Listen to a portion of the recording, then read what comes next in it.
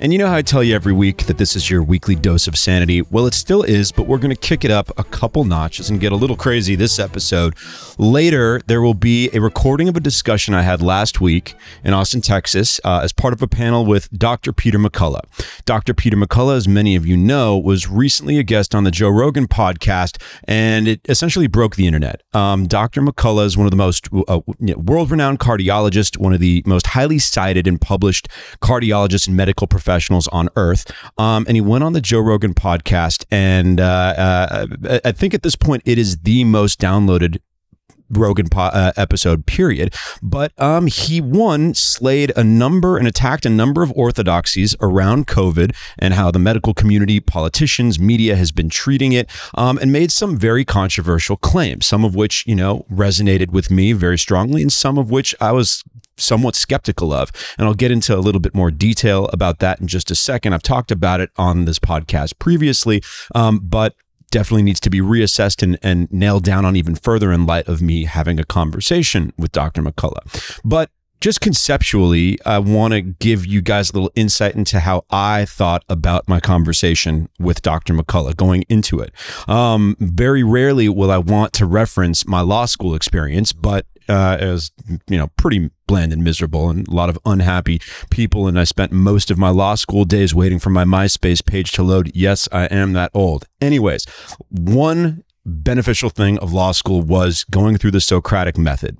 Socratic Method is a process for scrutiny and critical thinking. The notion behind it essentially is that it's a dialogue between two participants instigated by continual probing questions in a concerted effort to explore underlying beliefs. Okay. And I think this is an art that has been completely lost. Nobody wants to get involved in a dialogue to explore underlying beliefs. It's either, okay, you disagree with me, you're the devil, everything you say is wrong, you're invalidated, or vice versa, and nobody has that conversation. Or, oh great, we're all kissing each other's ass and we agree on everything. There's no process of two people who may agree with each other on some things and may disagree with each other on other things, going through that constructive dialogue to explore underlying beliefs and perhaps seek deeper truth. And while this was not a one-on-one conversation between me and Dr. McCullough, I wasn't sitting there interrogating him, but I was trying to go through that process of scrutinizing some of his claims, digging deeper, seeing what he had to say about some of the things that I found questionable. Beyond that, I didn't find everything. Some of what he says is completely on point and bullseye, and he's very obviously an incredibly informed and knowledgeable medical professional. But I wanted to give you a little insight into my thought process and going into it, because people, particularly when someone's kind of gotten the scarlet letter as a conspiracy theorist or someone who's asserting debunked claims, oh my God, and no one wants to really dig a little bit deeper. So I wanted you guys to understand where I was coming from in how I approached my conversation with Dr. McCullough. I found him to be an incredibly pleasant guy, incredibly well-informed in terms of specifics, stuff that I think he's right on target about, how the medical community, the politicians and the media essentially minimize the notion of early treatment. And this is the button that he keeps on pushing, is that, wait a second, why didn't we try to find ways to treat COVID and those who contract COVID before they get to the hospital and prevent hospitalizations and severe outcomes? And he thinks a lot of the medical community has fallen short in that regard. I think he's right about a lot of that, right? Particularly while ivermectin and hydroxychloroquine are two very difficult issues, because it's so hard to find really sound medical consensus, despite what some people say. Some people will say, oh, we all know hydroxy has no benefit, or ivermectin has no benefit in treating COVID. And sorry, but that's not what the literature and the research reflects. There's some studies and some literature that support the usage of both. There's others that show less impact, but those are two very difficult topics. But McCullough is correct that the way that those two issues were handled and how they were demonized is completely ridiculous, right? The conversation went off the rails.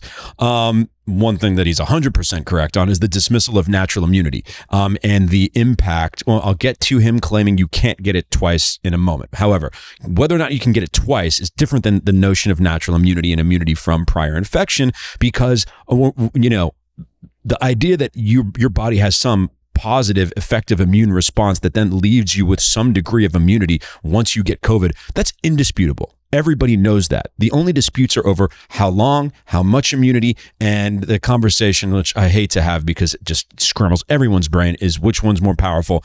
Immunity from prior infection or the vaccine. However, you cannot dismiss that anyone who claims that prior infection gives you no immune response. It has no credibility whatsoever. However, a lot of public policy completely ignores natural immunity. So McCullough was correct about that one. He also is correct about acknowledging some weaknesses and failures of the vaccine. The vaccine is not perfect. We know that it does not prevent transmission. It does have waning impact in a lot of regards, which is kind of the notion behind the booster.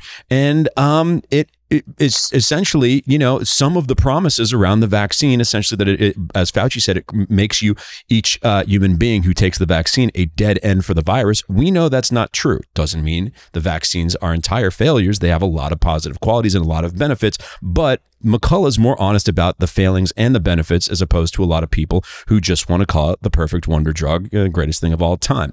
McCullough is also good about identifying a number of bioethical failures. Okay, so bioethics, just because a treatment might be good for someone does not mean it's ethical to require or push someone to take it, right?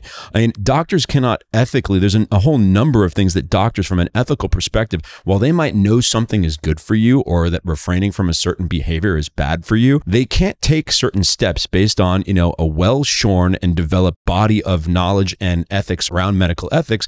They can't go in that direction, right? So the observation of medical bioethics seems to have gone out the window during COVID, and McCullough is correct on that.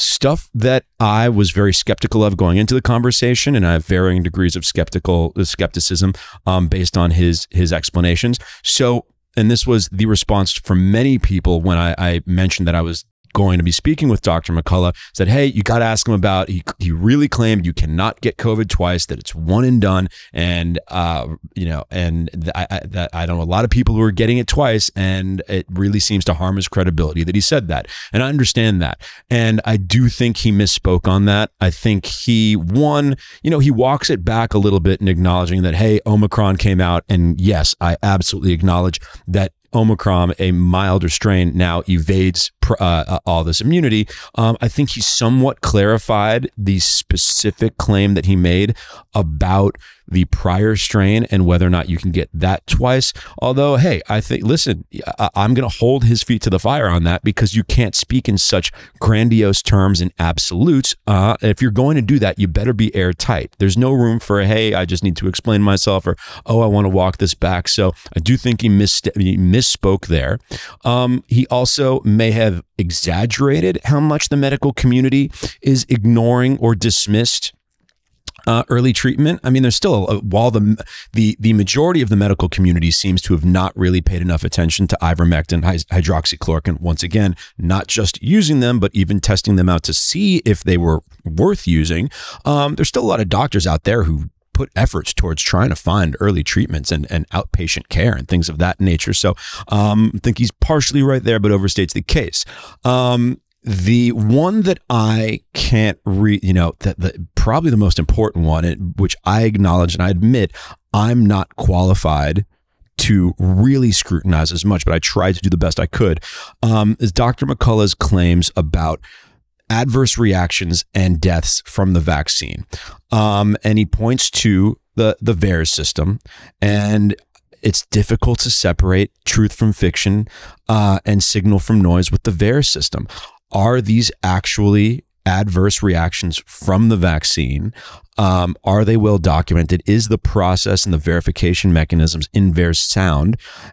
Or is that a lot of noise? And much like there's been an overestimation of hospitalizations and damage from COVID, because it's once again the distinction with COVID versus from, are a lot of the adverse reactions being reported in VAERS simply one? I mean, hey, if someone is old and takes the vaccine, they might then die shortly after. They might have been dying anyways, or other health issues that seem to coincide with the vaccine, but were not directly related to them. So I did my best to try to sort through that one. Dr. McCullough gave what seemed like a very firm answer, and he might be right. But listen, do your own research on that one. If you know someone, if you are friends with a medical professional that is shrewd on this topic, explore that, because I do not have a conclusion one way or the other. There's a good chance that the VAERS data is overestimating adverse reactions from the vaccine, but it seems like there's something that needs to be looked into.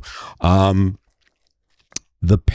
some of really where I took issue with Dr. McCullough is just how when he speaks in specifics, he's great. And then when he kind of gets into a little bit more of interpreting motive of the pandemic being planned in some manner, although it was kind of hinted at, but he didn't, outright say that. That's where he was losing me a little bit, particularly in terms of referencing some diagnostic papers and a presentation from Johns Hopkins, and some claims around the vaccine already being in development. We starts to speak in those broader terms was really where I took issue with it. So listen, but the one thing you cannot deny is that Dr. McCullough and his views are newsworthy. They are relevant to the conversation around COVID and our experiences with this, and they need to be explored. And please, once again, go form your own opinion. Okay. Put my conversation with Dr. McCullough under scrutiny. Try to do your own research. I'm trying to do as much as I can for everybody in having these conversations, but at some point the baton needs to be passed. So I hope my conversation with Dr. McCullough provided a little more context to what is a very visible and a very important conversation within the scope of all of this. Okay. That is the interview with McCullough. You can go, once we get through some topics, that will be at the end of the pod. So more big news out of the courtroom. The Supreme Court, in this case, striking down the Biden administration's vaccine or test requirement for all employers and workplaces of 100 employees or more. Another big blow to the Biden administration, and something that will reverberate across the land. We'll get to how much or how little in the private sector and other aspects of the public sector in terms of vaccine mandate requirements, and a lot of perspectives on it and justifications for it. But first, let's go into some of the reasoning and how things played out with the Supreme Court. If you recall, inevitably in response to the Biden vaccine mandate, a number of states' attorney generals, and private organizations filed civil rights claims against them. Eventually, one of those cases made it to the Fifth Circuit. The Fifth Circuit placed an injunction on the mandate, kicked it to the Sixth Circuit, which released the injunction, very much on the reasoning that the administration, the federal government, had broad leeway to take steps in towards the protection of public health, and then inevitably this got kicked to the Supreme Court in the highest law of the land. So first off, right off the bat, when the original arguments were heard last week, one Supreme Court justice stood out as particularly asinine and ignorant as to just the nature of the virus. It was kind of shocking. Listen, there were a few different justices that made some missteps, that misspoke or were incorrect about some facts on both sides. On the liberal side, Elena Kagan made a couple small missteps. On the conservative side, Judge Gorsuch overestimated how many people die of the flu each year, but maybe by a multiple of 2. On the other hand, Sonia Sotomayor just displayed a really troubling level of ignorance about the coronavirus, and it kind of suggested that she's done nothing but watch limited cable news in terms of informing herself about the situation and the health risks. Right? It was crazy. She claimed the virus is bloodborne as opposed to airborne. She overestimated the number of children in the hospital. First of all, she mentioned children. She claimed that over 100,000 children were in serious condition from COVID. Only about 3,300 were hospitalized, period, and serves to figure, let's be generous and say 80% of those were in serious condition. So she overestimated how many children were in the hospital in serious condition from COVID by a factor of about 25. She also mentioned that the Omicron strain is as deadly as the Delta strain. That is demonstrably and verifiably untrue. Even many of the COVID alarmists acknowledge that fact. There's just no evidence whatsoever to support that. And then she also failed. Essentially, she refused to acknowledge, and this is something that even she contradicted the OSHA mandate ETS, essentially the rules and regs around the mandate in the first place, by saying that the unvaccinated pose a threat to the vaccinated. I mean, even OSHA acknowledged that that's not necessarily the case because, the vaccine is supposed to have significant health benefit, right? If the vaccine doesn't work, then okay, an unvaccinated person is going to have a higher risk. But if the vaccine works in protecting against severe infection or health outcome, then that speaks to the efficacy of the vaccine. So Sotomayor was just an absolute disaster. By complete coincidence, I'm sure, she was also the only justice who did not show up in person. She attended the hearing via teleconference and was unwilling, obviously under claim of health risk. She did not attend the hearing in person. She is over 60 years old. She is somewhat overweight, and she's also diabetic. And this speaks to a big problem in how the public discourse around COVID is that a lot of decisions and authority is being held by people who happen to occupy high-risk categories, such as Sonia Sotomayor, and is her own concern and her own anxieties about being in a high-risk category clouding her judgment. And listen, we're all human. I don't want to be too hard on this woman who does, in her category, COVID poses, more significant threat to her, but she's a Supreme Court justice, okay? Ignorance because of human personal frailty and risk is not excusable. It's not okay. She occupies one of the positions in the highest court in the land. Her decisions and whether or not she is able to take a dispassionate, educated, and neutral approach to topics and legal analysis is very important. And I think it says a lot of bad things if she lets her own personal anxieties and neuroses cloud her judgment and lead her to be more ignorant on the topic. Okay, so Sotomayor during the arguments and the hearings was an absolute disaster. A week later, the Supreme Court issues its ruling 6-3, striking down the mandate.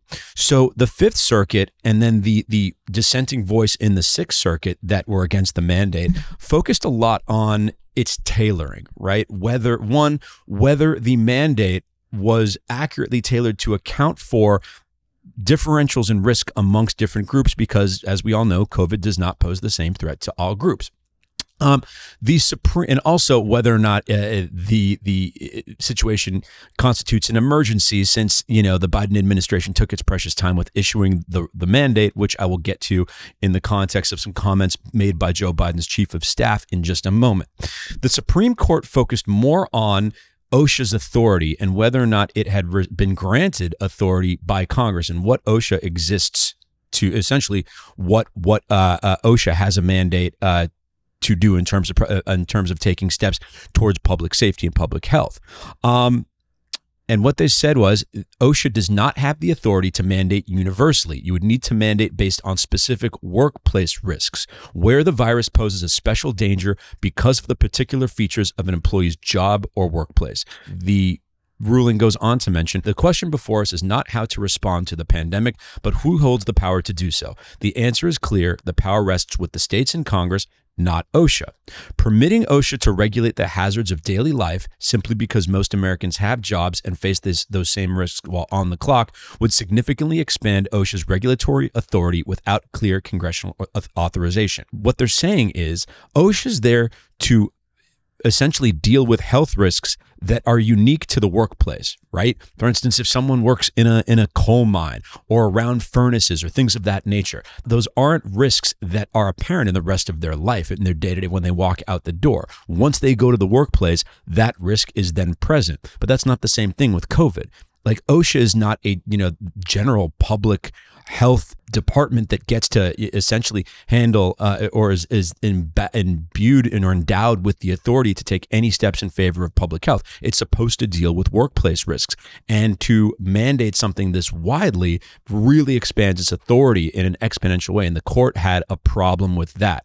To that point, the court said that COVID is a universal risk as opposed to an occupational hazard, and that's no different from the day-to-day dangers that all citizens face from crime, air pollution, or any number of communicable diseases. And listen, OSHA is an administrative agency, and they're not elected, okay?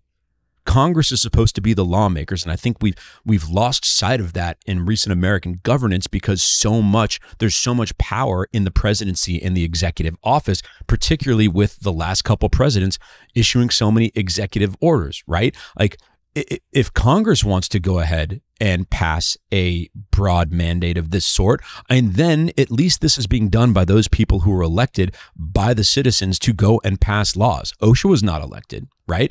And it tracks back to a big misstep that Joe Biden's chief of staff, Ronald Klain, made. And this was actually quoted in the Supreme Court's ruling. White House Chief of Staff Ronald Klain retweeted a tweet that said OSHA was the ultimate workaround for the federal government to issue a vaccine mandate. Like, that's not, Ronald, that's not a good idea to be admitting. You're admitting that this was a workaround or a circumvention of the normal legislative process. Like, you're literally stepping into, you're walking into the buzzsaw of the Supreme Court, being able to say, okay, this agency has outstripped and gone beyond its authority, and this is something that was supposed to go through the normal legislative process that you tried to sneak in through some administrative mandate. That's exactly why the court struck it down. And it was, Judge Gorsuch literally quoted that in his ruling. So quite a misstep by White House Chief of Staff Ronald Klain, and it wasn't the only one he made. Klain also had tweeted out, "We didn't impose any vaccine requirements until August, and the one the court stayed today was not announced until September. These requirements were used only after persuasion, incentives, parenthetical, $100 to get a vax, and final FDA approval were all in place." Like, do you realize what the White House Chief of Staff is admitting to publicly on Twitter proudly? Like, he's admitting that, no, it wasn't an emergency matter, is that we tried to persuade people to get the vaccine, and then when persuasion didn't work, we had to go an authoritarian route. I'm sorry, Ronald, but that's not authorized by the Constitution. The Constitution doesn't say, hey, here are the laws, here's the legislative process, try to persuade people to take action, and if you can't persuade them, if persuasion doesn't work, then you get to circumvent the legislative process and the laws. That's not how it works, but he's openly admitting it, and it really is telling of this administration's approach to these issues that everyone, and listen, to a certain extent he was, Donald Trump did thumb his nose at the legislative process and customs and norms a lot. But Joe Biden seems to be doing the same thing, just with nicer, more flowery vocabulary. It's like this administration seems to think that it's above the law, but it's utilizing administrative levers instead of just executive orders, although it's utilizing a lot of executive orders as well. In terms of the dissent to the Supreme Court's decision, it was the three most liberal judges who dissented, Sotomayor, Kagan, and Stephen Breyer. It was not a particularly powerful dissension. It essentially just said, COVID's very dangerous. The federal government has the right to take steps to protect the citizenry, and that in and of itself alone, without any further dissection, justifies the mandate. It was pretty flimsy, and even a lot of liberal legal scholars realized that and were not surprised by the mandate being stricken down.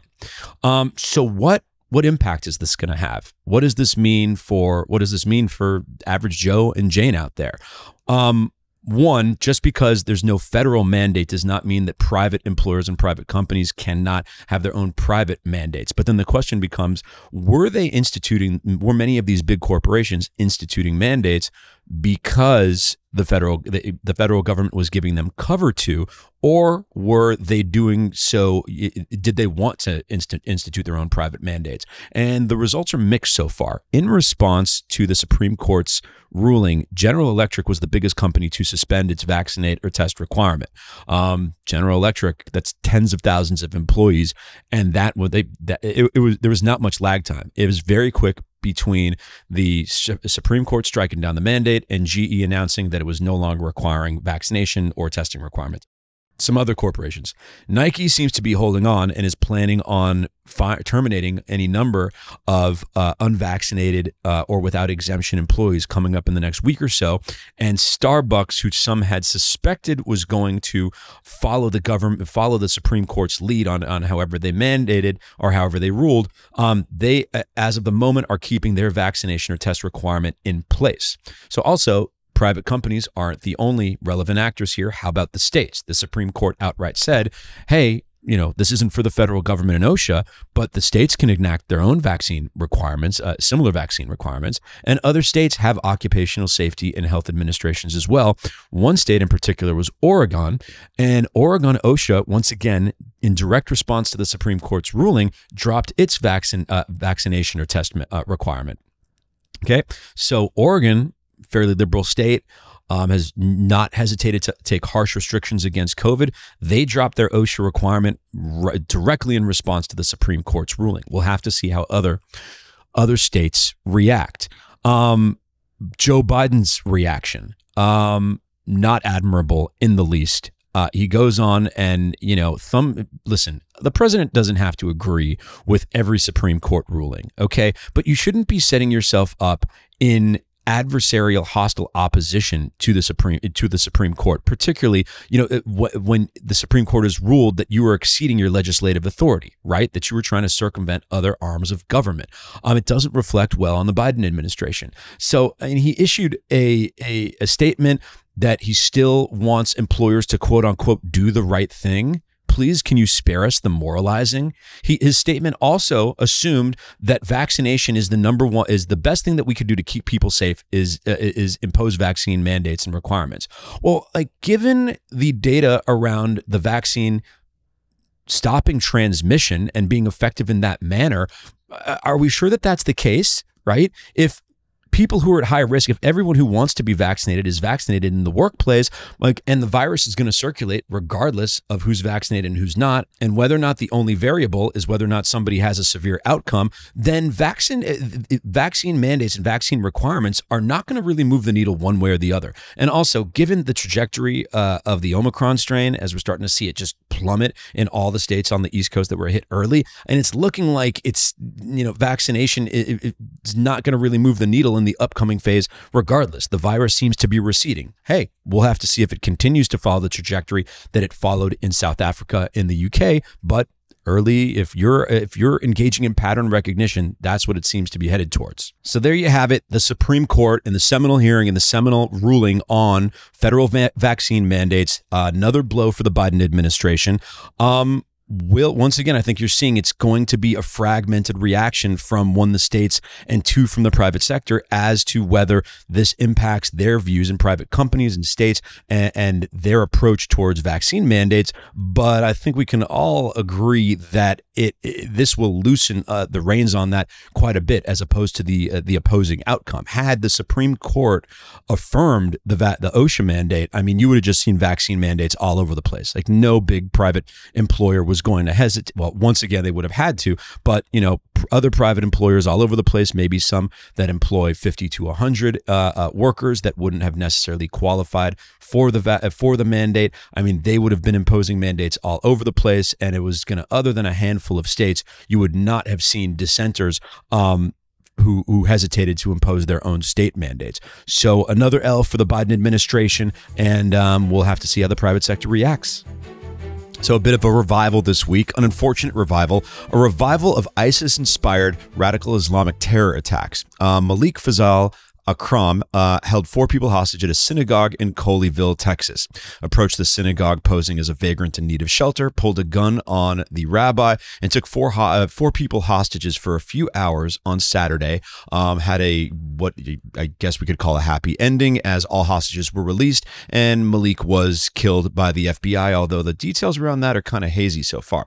So who is this guy? 44 years old, from Manchester, Northern England, had only gotten to the U.S. about two weeks before the attack. Guy has a long list of trouble with the law dating back to about 2001. So as we look into these acts of violence that seem to have some ethnic bent to it, but also seem to be tied to some grander purpose, what do we call them? Are these isolated incidents? Are these hate crimes? Are these terrorist attacks? I think this one very plainly falls into the definition of terrorist attack. But let's look a little deeper at what's going on here. All right. So first off, Akram was ostensibly, or at least what seemed to be the objective of his activity, was advocating for the release of a woman sometimes referred to as Lady Al-Qaeda Afai Siddiq, who's currently serving an 86-year prison sentence in American federal prison. She was picked up in Afghanistan in 2008. We'll get to some more details about her in a second, but yeah, essentially Akram was seemingly holding these individuals hostage as in exchange for the release of Siddiq. He had some very pointed commentary that was recorded when he was on the phone with his brother and his family. His brother was not an accomplice. His family has been very, they've been apologizing and seem to feel terrible about what occurred here. But let's listen to Mr. Akram in his own words. I'm opening the doors for every youngster to enter America and fuck with them. They come to our fucking countries, rape our women, and fuck our kids, and we can't come into their countries and fuck with them. I'm setting the precedent today. You're not going to get away with it anymore. Even if they don't release Dr. Afia, who gives a fuck? Keeps on going. I've come to die. I promised my brother when I watched him on that deathbed, I will go down as a martyr. I'm in a synagogue. I've got 4 beautiful guys, Jewish guys with me. I'm bombed up and I've got every fucking ammunition. They let James Foley die and they didn't release her, but guess what? Maybe they'll have compassion for the fucking Jews. Seems like a pleasant guy. Not the most stable dude. Is this just a one-off? Is this just some kind of lone crazy guy who took it upon himself? Because let's think back here, right? It was not that long ago that a key feature of American life was acknowledging that you were at all times under threat of terrorist attack, of ISIS-inspired terrorist attack. It wasn't that long ago that some mass shootings in the name of ISIS were committed. Everyone forgets San Bernardino, 2015, 14 dead. The Pulse nightclub in Orlando, Omar Mateen shot 49 dead. We'll get to a little bit more about that in a second. Ohio State University, 2016. Abdul Razak Ali Artan stabs a student to death and runs over others in a car. Some others that weren't domestic, weren't in the United States, but in the Western world. Multiple terrorist attacks in 2015 and 16 in France. Nice truck attack, 86 dead. Charlie Hebdo offices, 15. The Bataclan Theater, just a coordinated 4-pronged attack from a terrorist group, just a massacre, absolute destruction and carnage, right? This was the so-called war on terror and its last iteration with ISIS, probably from, let's call it 2014 through 2017. I mean, this is a pretty significant era. I mean, once again, it was just kind of accepted in the Western world, the UK, France, the United States, that you were under threat of these attacks at various junctures as you went about your daily business. In the UK, I think a lot of people also forget, someone just walked into an Ariana Grande concert in the UK with the bomb strapped to them and killed 22 people. These are crazy things looking back on it, only a few years removed, but they seem to dissipate. They seem to evaporate pretty quickly from 2017 on. We haven't seen one of these, or at least a high profile one of these, in quite some time. So what's going on here? Is this now the revival of Al-Qaeda and ISIS? And I don't think there's quite enough evidence to make that claim quite yet, but I don't know. Let's take a look. Afia Siddiq has become kind of an icon in the world of Al-Qaeda and ISIS. She lived in the U.S. from 1991 to 2002, has a biology degree from MIT and a PhD in neuroscience from Brandeis, which is even odder because Brandeis, I mean, it doesn't on its face sound Jewish, but Brandeis is a heavily Jewish university. I mean, aside from universities that literally have yeshiva in their name, it's about as Jewish as you get. Yet this woman who attended these universities became a radicalized Muslim terrorist who fought with ISIS in Afghanistan, Pakistan, and then Afghanistan in the 2000s. She was detained, tried to fire at a U.S. soldier, so attempted murder. Also on her were found plans to manufacture bioweapons and notes on attacking New York City landmarks such as the Empire State Building and the Brooklyn Bridge. ISIS and its surrogates seem pretty intent on freeing her. This is not the first time hostages have been taken in her name. 2009, Taliban takes U.S. soldier Bowie Bergdahl hostage and demands Siddiq's release. James Foley, if you recall, the journalist kidnapped in Afghanistan, or I believe it was Iraq, in 2012. The terrorists that kidnapped him sent an email to Foley's family demanding Siddiq's release. Later on, this did not have as pleasant an ending as the Colleyville situation, and Mr. Foley was beheaded by ISIS. that's an odd trajectory and a fascinating trajectory for this woman. I who knows why she holds such a vaunted place in ISIS, folklore and mythology, but she does. And what does that say about current efforts around her that may not be terrorist related to free her? Because there are people trying to free her. The Council on American Islamic Relations, CAIR, has been advocating for her release recently.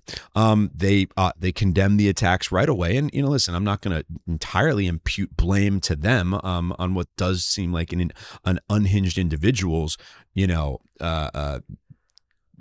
just quixotic attempt at becoming a martyr, if you will. But what are they acting ethically? Is this a woman who's worth freeing? And let's take a little closer look at Afia Siddique's history here. During her trial, she demanded that jurors undergo a DNA test to ensure that there were no Jews on the jury. In a letter to President Obama at the time, she claimed on her own behalf to advocating for her freedom and her release. She claimed that Jewish people have already, quote unquote, backstabbed everyone who has taken pity on them, and this is why Holocausts happen. Interesting. Well, if we're looking at the texture to anti-Semitism around this incident, those certainly seem to be, while not silver bullets, those seem to be relevant facts to determining whether this was an anti-Semitic terror attack, hate crime, or whatnot, or if this is part of a larger wave of anti-Semitic violence more generally. In terms of the FBI's thoughts, and this was the comment, if we're looking for what became newsworthy about this incident other than the basics, it was the FBI's statement afterwards. FBI Special Agent Matt DeSarno, quote, "We do believe that he was singularly focused on one issue and it was not specifically related to the Jewish community. But we're continuing to work to find motive and we will continue on that path." What was isolated here and harped on was not specifically related to the Jewish community. So do I think that the FBI was trying to ignore the obvious anti-Semitic implications of this incident? Not necessarily. Listen, this Matt DeSarno guy, he was being sloppy. It was poor wordplay and I think somewhat naive, but was he entirely trying to dismiss the fact that this individual attacked a synagogue? I wouldn't say so, but it is odd that that's the mistake that was made, right? Particularly given the ethnic sensitivities of our current era, where any crime whatsoever that involves those of certain subgroups seems to be imputed as a hate crime. Yet, the sensitivity around that, the threshold for consideration of something as a hate crime or a quote unquote terror attack against a particular group is very low. So it's odd that Agent DeSarno and some others in the media don't think that this incident automatically reaches that threshold. Kind of odd. But listen, he even qualifies the statement with, "We're continuing to work to find motive and we'll continue on that path." So I'm not going to label this one a felony for Agent DeSarno. I think it was more of an infraction, a misdemeanor here. But it is interesting how in the current canon of hate crime discussion, how the ones that seem to target Jews do seem to get minimized so often. We've got quite a recent trajectory here. You've got the Tree of Life Synagogue in Pittsburgh 2018 mass shooting, Jersey City deli shooting, a kosher deli shooting in 2019. A lot of my friends here in Los Angeles remember summer 2021. Incessant anti-Semitic incidents. Jewish worshipers on the Sabbath needed security to escort them to synagogue, as they had cars in the street deliberately trying to run people over in the middle of the street if they were seen with yarmulkes or other indicators of the religion there. There was a big violent incident at Sushi Fumi here in La Cienega with a gang of Arabs hopping out of a pickup truck and essentially starting to, inquiring with every diner, sidewalk diner, if they were Jewish, and starting to shout anti-Semitic epithets and attack diners. This stuff is happening quite often, right? And you hear, there was a big media blitz about the inexcusable hate crimes and wave of hate crimes against the Asian community in San Francisco and then in New York. And you get your hashtags, and these spark these think pieces in the media, these new councils, these new pilot programs in universities about stopping hate against XYZ ethnicity or ethnic group, and some of that, I believe, I obviously I don't think too highly of hashtag campaigns, but some of this introspection is necessary, and particularly if you're going to properly identify what the cause of a lot of these attacks on the Asian community are, which are mostly career violent criminals and unhinged individuals. And if you look at which cities they're happening in, I'm sorry, these aren't redneck Trump supporters, okay? They don't just travel into San Francisco and Queens and Brooklyn, New York to go and then attack members of particular ethnicity groups. The evidence does not bear that out. But there doesn't seem to be a whole hell of a lot of reaction of various communities or institutions and the corporate marketing campaigns and then the new councils in reaction to these anti-Semitic attacks. And they're not particularly they're not, these are not one-offs. Go Google Brooklyn anti-Semitic attack. You will be shocked how many recent results there are. Okay, these are happening constantly in heavy Jewish communities in New York, on the West Coast, and it does seem odd what the societal reaction is to the violence that seems to have a clear, clearly hate directed against members of the Jewish community, as opposed to the societal reaction to other hate crimes and violence directed at certain other communities. And listen, I'm not trying to play oppression Olympics here. This is not a race to see who gets more screwed over by society.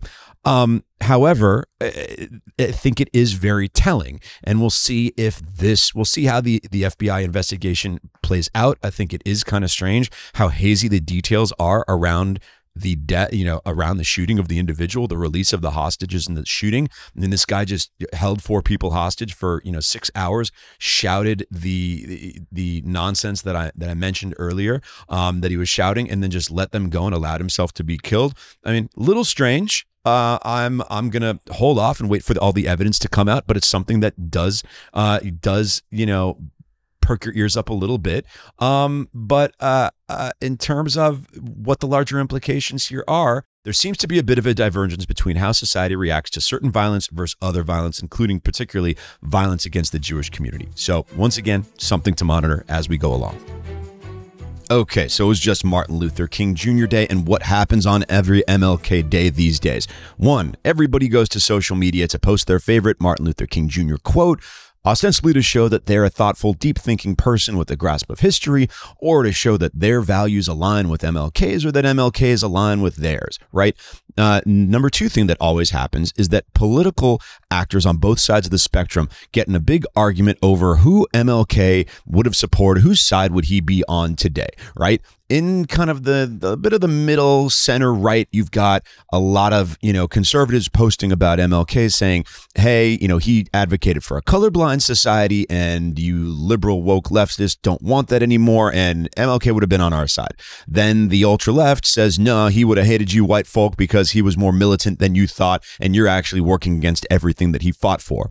And then actually on the more far right, you've got, no, MLK actually wasn't the saint that everyone was portraying him to be, and was a fraud, and and his elevation, we were just elevating some kind of philandering, phony leftist pseudo-communist, and he doesn't deserve his own day or to be revered, right?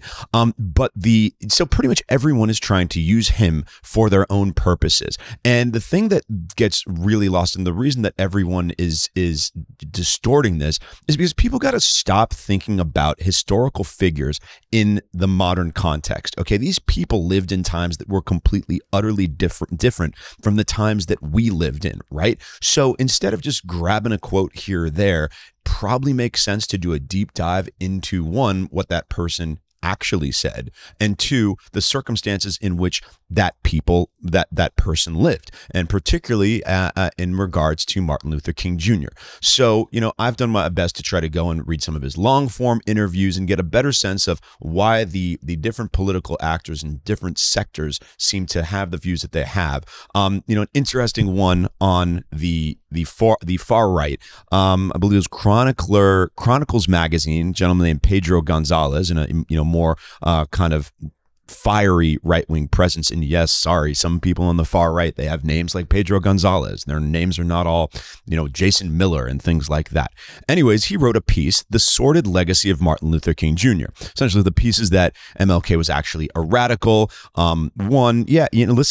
His personal life is not what you necessarily would imagine for, a revered, lofty speaking preacher from the 1960s. MLK liked to get around, and there are definitely some rumors about philandering and womanizing and participation in orgies. But I mean, sorry, not a huge deal. Listen, who are we to judge in that context? And I mean, I'm not really going to put that as a demerit on Martin Luther King Jr.'s record, right?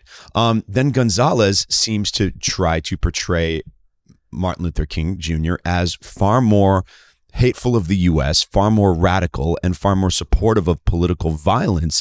He seemed to advocate for a lot of left-wing economic policies. You got Operation Breadbasket, which was one that he was involved in the 60s, advocated for businesses to formulate hiring goals, and he advocated for racial hiring quotas, for what would be termed affirmative action, and the boycott of businesses if they did not comply. 1968, he participated in, as a heavy supporter of the Memphis sanitation workers strike. But these things need to be taken in context of the mid to late 60s, okay? So yeah, if I'm MLK in the mid to late 60s and I'm taking more of a what would be considered a moderate approach at that time, it might include the corrective action for the du jour, meaning the legal discrimination against black people that had been going on pretty much right up until that point, right? In the era that pretty much, that immediately followed an era where, African Americans could legally be denied entry into hotels, restaurants, bars, other commercial businesses, and weren't allowed to use the same water fountain as white people. Quotas and affirmative action, that story checks out. That's far more valid of a corrective action and recourse there than it would be in 2022. So yeah, if you're looking back on Martin Luther King for 50, 60 years ago and saying, well, he seemed to reflect more radical left-wing economic views, then you might be right. But in terms of the civil rights movement, he was pretty much in the middle, and that's where he needs to be judged. Gonzalez also is critical of him for the comment, the riot is the language of the unheard. The riot then essentially trying to intimate that MLK supported violence and supported, riots as a salvo in the civil rights movement. That was literally in a speech where he's telling people not to riot. Okay, it's literally that comment was preceded by him saying, I'm absolutely convinced that a riot merely intensifies the fears of the white community, and that he outright says, I am committed to a militant, powerful, massive nonviolence as the most potent weapon in grappling with the problem from a direct action point of view. He's outright speaking about nonviolence and he was the most prominent progenitor of civil disobedience. Okay, so he was anti-riot. So anyone who's trying to look back on MLK as a violent radical, it's just not true. In fact, others in the civil rights movement were highly critical of him because he didn't take that approach, right? But if you're trying to view him through the lens of 2022, you don't see that. Similarly, on the left, you've got the left-wing radicals who want to use MLK for their own purposes. And there's a great Michael Tracy quote about how this. So a Michael Tracy tweet, someone who I reference quite a bit, said, spending the day finding an MLK quote that appears to vaguely support my niche political institutional interests. Okay, so that's what Pedro Gonzalez was doing. He was cherry-picking a quote, one small quote, to use that to validate his own political and institutional interests in that, civil rights actors or revered members of the civil rights movement were actually phonies and didn't deserve to be revered. He's, of course, wrong. Left-wing radicals, they do their own distortion of MLK's words, legacy and views in order to justify their own. Essentially, you go search on Twitter, MLK hate, and you will get no shortage. And this is not just from randoms. It's from blue check marks and people in the media and other public figures. No shortage of commentary about screw everybody who's trying to advocate for MLK MLK, as some uniter, and he would have hated you, and he was an aggressive opponent of racism and capitalism, and you guys are just using him for his own purposes. MLK, you hate MLK, and he would have hated you. Wow, what an interesting way to approach a day that is supposed to be about equality, justice, trying to aim for humanity's most lofty ambitions and really bring everybody of many different races, creeds, and colors together. I mean, that's just a very odd way to respond. I mean, if you're to be that pissed that there might be some of your political opponents who are using Martin Luther King to, in fact, advocate for unity and justice, even if you don't necessarily agree with them, maybe it's not the day to be so hostile. But either way, you'll see so many of these comments. One, for instance, a gentleman named Xavier Pope said, "If you hate critical race theory, you hate MLK. You don't get to choose your racism." Once again, trying to apply 2022 to 1965 and doing it completely incorrectly at that. Critical race theory runs directly at least most of it. Maybe you could find some aspects of it that, an MLK in 1965, 66 would have said, would have agreed with. But no, I mean, critical race theory, and particularly how it's been applied to elementary and public school teachings, is directly antithetical to what MLK was preaching, which was essentially judge people by the content of their character, not the color of their skin. And while he did want direct corrective action in the immediacy for African Americans in response to their du jour legalized discrimination that they had to suffer through, the ultimate goal was colorblind, right? That was the aim. Like, we're supposed to get there and take steps towards it. Critical race theory at its foundation says, no, every interaction between a human being has a power dynamic based on your skin color or demographics. And we need to teach children that that's how the world works, and that's the lens through which they should see the world. Okay, that's what critical race theory is. So no, like trying to equate hate and objection to critical race theory to hate and objection to Martin Luther King Jr. and his teachings is ridiculous. Once again, a fallacy of trying to view and analyze historical figures through through modern era. Okay, everyone does this, and it drives me nuts. If you want a better view and understanding and how we should understand Martin Luther King Jr., Wesley Yang, always an insightful voice. And here's what Wesley Yang said. MLK said some stuff that radicals like to quote and other stuff that conservatives and moderates like to quote. And of course, what made him what he was is the ability to hold these contrasting impulses in balance. Holding contrasting impulses in balance. Wes goes on. His stern words for the moderate were made before the passage of landmark civil and voting rights legislation ending the Jim Crow regime. So a lot of MLK's more radical comments were from before some legislation was taken to go correct that. So he became moderate and less fiery as time goes on, right? He continues, MLK was scathing towards those who equivocated about whether full civil rights for black citizens were too much too soon. Would he have been equally scathing towards those who hesitate before the Kendian equity regime, right? I mean, would Martin Luther King Jr. take a look at, would you drop MLK in 2022 with the legal regime that we have here in America, with the economic regime that we have here, and would he have felt the same? Would he have noticed anything different? Would he have seen any progress? To simply brush that off and dismiss that and say the man changed his views from 1962 to 1968. Why on earth would he not have changed his views and his approach from 1968 to 2022? Wesley Yang goes on. At a minimum, he saw the prudence in framing the push for economic justice that he was turning towards in his later years as a multiracial coalition of the poor. A lot of what MLK was preaching about economic leftism in his later years applied to all races. It was supposed to, he was fighting for a multiracial coalition of workers in terms of workers' rights, right? So the idea that there was pure affirmative action based on race is simply not true. Okay, so a bunch of the BS that the ultra left is pushing, that don't you dare post an MLK quote or try to appeal to his teachings that he would have been on your side. I was like, no, like you're distorting what his views are and what his teachings were as well. And this is something that I'd really like.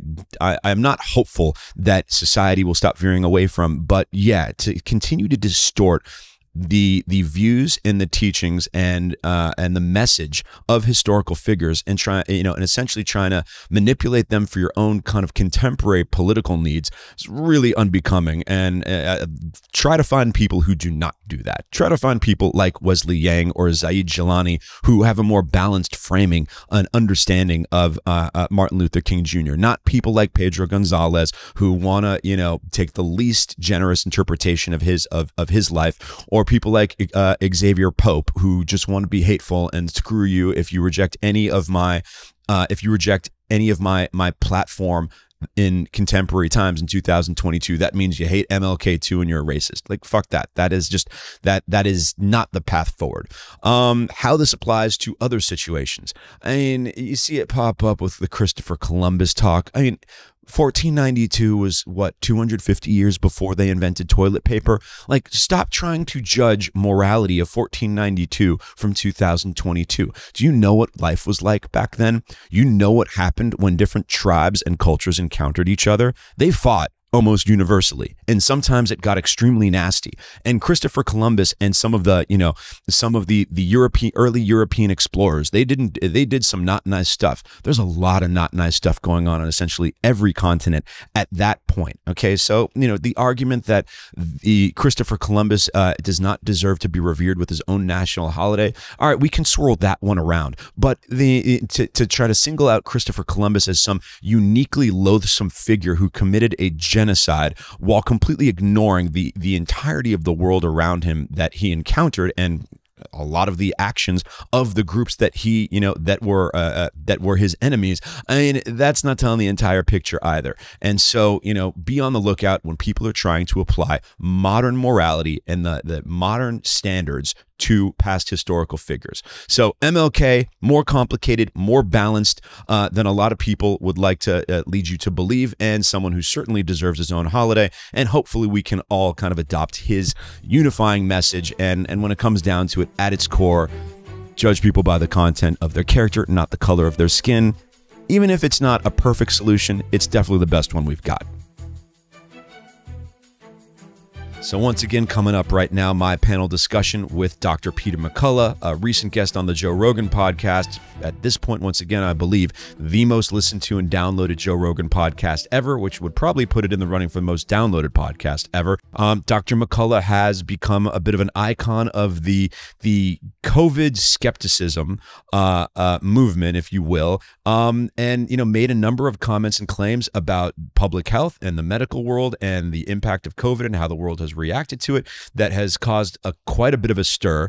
Once again, some of which it resonates with me, and some of which I found some skepticism in. But we have that discussion. We go through the discourse of putting some of his ideas to scrutiny. Incredibly well-informed guy, and I found it to be a very pleasant guy. I think it's an informative and lively discussion. So I hope you guys really enjoy it and take a listen. Dr. McCullough, you mentioned, that you're glad that there are other doctors that people should be listening to, talking to fill out the picture.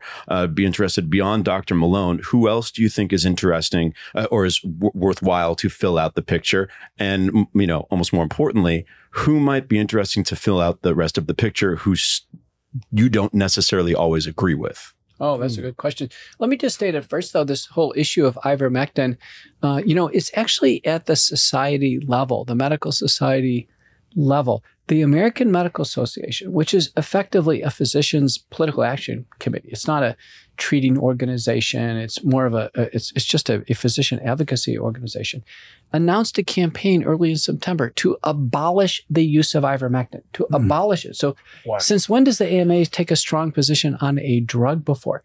At the same time, the Japanese authorities are making ivermectin a standard of care in Japan. It's a standard of care in Mexico and South America and in India. So this is so out of character. Fortunately, the Association of American Physicians and Surgeons, AAPS, a leading early treatment organization, filed a letter over to AMA, basically a legal letter from the council, said cease and desist. Stop this misinformation campaign. And I love it at the level of organization to organization. So who should be up next for podcasts? And I was on one yesterday with a young podcaster, Tommy Kerrigan, who's actually recently in Austin. When I came on Alex Jones, Tommy came all the way down from New Hampshire. He wanted to meet Alex Jones, get some experience in the studio. His brother lives here in Austin, so he's a young single guy. I said, boy, what a better place. I can't think of a better place to be, a young single guy in Austin from New Hampshire. Anyhow, Tommy had on myself, Robert Malone, and Matthias Desmet, who is professor of psychology at the University of Ghent in Belgium, young guy. And Desmet's life's work has to do with mass formation, or what's called mass formation psychosis. How can people get into a groupthink that is so basically self-fulfilling and so enthralling that it can lead to some catastrophe, like a religious cult group suicide, or like an entire country creating genocide, you know, the Nazis in Germany, and a mass loss of human life. So he's been studying this, and he's a little bit upset at himself for not recognizing sooner that with COVID-19, now we are in mass formation worldwide. And I think he'd be a wonderful person to come on. There is a counterpart in the United States, and it's Dr. Mark McDonald. And Mark McDonald's a psychiatrist in LA, very articulate, trained at Cal Berkeley and University of Wisconsin. I recently actually had him on my radio show, American Out Loud Talk Radio, McCullough Report. And he has a new book out called The United States of Fear. And it is about mass formation and a mass formation psychosis. And so people could hear it from an American-based person who's a practicing psychiatrist. His emphasis is on child psychiatry. He's had great opinions, by the way, about the influence of COVID-19 on children. But Matthias Desmet, basically yesterday, it was like going to graduate school in psychology. He laid out how this happens and how Desmet explains it. And how he puts it together in context is so tractable in understanding what's going on. Yeah. And so if there is any other, you know, let's call it from a medical professional commenting on COVID in the last couple of years and telling this story, like I said, might not have the same view on it as you do, but who you still think is worth listening to and hearing out to fill out the picture. And if the answer is no, well, listen, I give people credit to the point that they've put their thoughts down in books. So two people come to mind. Mm-hmm. The first is Scott Atlas. Scott is at the Hoover Institute at Stanford. He, for a few months, was on the White House task force. Scott came in with a lot of analytics on data. His focus was on contagion control, social measures. He had done a deep dive on social distancing, on lockdowns, on all these measures. Showed up to meetings every day with the leaders of the CDC, the NIH, and others. And Scott's new book is out about the White House. And he'd be a great person to bring on. I don't necessarily agree with him. He doesn't agree with me on everything, particularly the vaccines. But Scott would be a great person to get his insights. He was on the inside. People keep asking me, why are they doing this? I said, listen, I'm not a good person to ask. I'm not on the inside. You'd be better off asking the people who are, quote, doing this. Scott has that inside view. Another person to have on, which I think would be wonderful, he's quite senior, is Peter Breggin. Mm-hmm. Peter Breggin is the author of Talking Back to Prozac, and he is a psychiatrist that's really bucked the system in terms of allopathic medicine. He's an MD. He trained at Harvard. He is brilliant, but he has thought all along that the entire field of psychiatry, in a sense, was destroyed by this onrush of pharmaceuticals that replaced a lot of the traditional cognitive behavioral therapy and the other psychiatric techniques. And Peter's put all his scholarship in the last 2 years to COVID-19. And the title of his book is COVID-19 and the Global Predators, We Are the Prey. Can you think of any examples in your life when COVID-19 of absurdity? There's a Go ahead, JP. What do you think is absurd in the COVID-19? What do you see as absurdity? Well, the most basic one that's the most widespread on pure volume is put a mask on to cross the threshold of a restaurant go and sit down. And because I'll admit, it actually sparked some memories, because my first experience with that was in Austin, right after, everyone forgets LA, the riots in LA, the George Floyd riots were immediately after we opened back up from the pure lockdown. Everyone forgets it. It was literally the weekend, right? So that place is just a little too much for LA. Was a little too much for me. I'm like, I know some people going to Austin. I'm getting the hell out of here. I come to Austin, and literally my first sit down dining experience in about 3 months was you put on your mask, but you can take it off when you go and sit down right there. The utter absurdity of having to think about the pure volume of how many times this absurd ritual needs to be repeated every day. Yeah. Okay. That's very strange. And nobody seems, and you can, other ones become more controversial because whether vaccination or things that have to end up with, particular penalties, losing your job or God knows what, but the pure and utter absurdity of having to put your mask on when everybody else goes to just sit down and eat their meal or drink and they're not wearing masks. That's just such a strange, that just impairs the underpinnings of a rational society, that such a large share of what's going on requires people to engage in this ridiculous ritual, right? With let's call it the taking your shoes off to go through security at the airport. Okay, not everyone goes to the airport every day, but it's really absurd, right? Everyone, just about a large section of the population is going to a restaurant every day and engaging in this absurd ritual every day. And I think we're just ignoring how ridiculous that is. Can anybody think of another one? What's another example? Well, for me, another very concerning example is shutting down schools.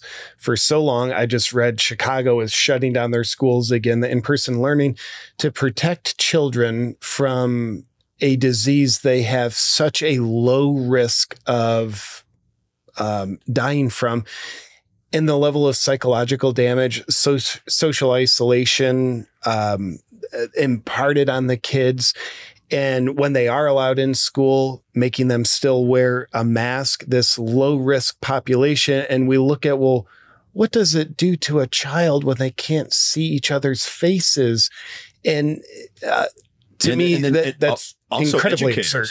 Educators like Randy Weingarten, the head of that, the National School Board or whatever, is like trying to deny that this impedes childhood development. Yeah. It's like, wait, hold up. This is just a basic tenet of understanding of development that, like, they take social cues, they learn how to socialize, and that this is part of the way that a child, learns how to deal with the rest of the world. And then these people, for this purpose, want to deny that this has any cost. And it's like, when did we just throw the notion of cost benefit analysis out the window in all these different, in terms of the absurdity also with kids? Every other, if we compare ourselves to so many other countries, we're one of the few countries that it closed schools or mass children or anything. So even just comparing us to any other control group, it looks absurd. Yeah. Even not just analyzing it in a silo. Like, we have the other examples of why, in contrast, this is absurd. Yeah. I have some great talking points about masks. I'll get them out real quick.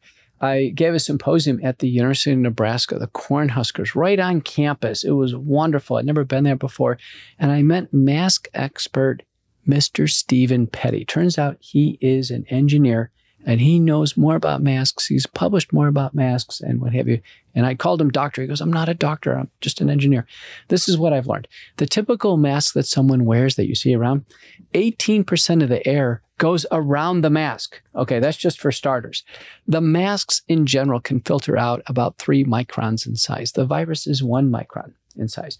So what he says is 18% of the air goes around it. The virus is going in and out of it. Of course, the mask, there are innumerable randomized trials of masks that show absolutely no benefit or limitation of spread for SARS-CoV-2, but also other viruses. And of course, there are innumerable studies that masks trap other common microbes of which one could rebreathe or just has in close proximity. And if anything, the conclusion is obviously masks are the most counterproductive public health intervention you could possibly impose. So to just run devil's advocate for a moment, but then you'll have some people say, well, wait a second, this is a common practice in medical facilities and hospitals. They're, have they just been governed by the absurdities as well this entire time? Or is there some other justification that might make sense there that doesn't necessarily make sense elsewhere? Right. So I'm a frequent contributor to Fox News, and I can tell you, this is the jewel of the producers for Fox News and Laura Ingraham. And I want to go on and I want to talk about big medical issues. And invariably they'll show some B-roll clip of whatever the latest new policy is on masks and say, Dr. McCullough, what do you think about the masks? And basically what I say is this: I'm a doctor. I go to the hospital every day. In fact, I'm a cardiologist. If I have to go into the cath lab or operating room, I'm going to wear a mask. I wear a mask. Dentists have been wearing masks. Dental hygienists have been wearing masks. You know, I think barbers and hairstylists and people work on fingernails and beauty and stuff like that. To wear a mask is fine. Why? You know, it's a common courtesy. When I am at close range with a patient, I could end up with a big sneeze. I mean, you know, it's just, it is one of these common courtesy things. Do I think it's magic protection? No. Is it going to prevent a big sneeze or some facial hair or something ending up in somebody's wound on the operating room table? Yes. Is it reasonable to wear a mask? Yes. So I think for those people, it's reasonable to wear a mask. Now, children who are showing up, or if, and the example I use is, listen, if two people don't have the virus, and they show up to work wearing a mask, how can a mask possibly make a difference? They don't have the virus. What we know is the virus spreads from symptomatic person to susceptible person. And if people just simply are cognizant of their symptoms and use that 1950s, 1960s mentality of just stay at home if you're sick. If you're sick at work, you know, excuse yourself and go home. If people actually did this and we had flexible work and school and travel policies, or people aren't penalized for doing this, that would actually go a much longer way than masks. Masks become, I think, an easy target, but I'll give you another target that I think has been interesting. We knew within a few months that this was a respiratory infection. It got transmitted through the air. We knew that virus could be found everywhere, but it wasn't transmissible. The analysis from the Princess Cruise boats, whatever, you could find dead virus anywhere. There was a study from Singapore where a patient came in a heart catheterization laboratory and he had COVID. The patient needed emergency catheterization. And then they studied everything. They studied the vents on the ceiling and the virus was everywhere. But the idea is it was quickly known that it's actually respiratory. So if any one of us have it, and we spend about 3 hours in this space and we have less than 6 to 8 air exchanges, it could pass from one another. It became known within about 6 months that one of us has to be sick to transmit it. Okay, so we had that. So what I think is another example of absurdity is the absolute obsession with hand sanitizer. Yeah. This is awesome. Everywhere you go, there's hand sanitizer. You go every 6 feet in DFW airport, there is hand sanitizer. Just outside here, there's hand sanitizer.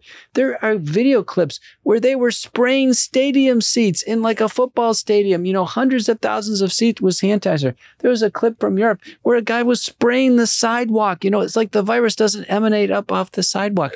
You could see that this there was just the absurdity of this. Yeah, I remember 2020 workout classes when they'd still make you wear a mask and this and that. And that they had not just, you know, you're always supposed to towel off your mat when you switch stations and this and that, but they also were expecting you to do some sort of disinfectant like that with a bunch of people sweating and breathing, you know, 20 people in an enclosed space. And that was going to do anything. I mean, that was quite beyond to believe there's any marginal value to that at all. We knew quickly this wasn't Ebola. It wasn't just you touch somebody.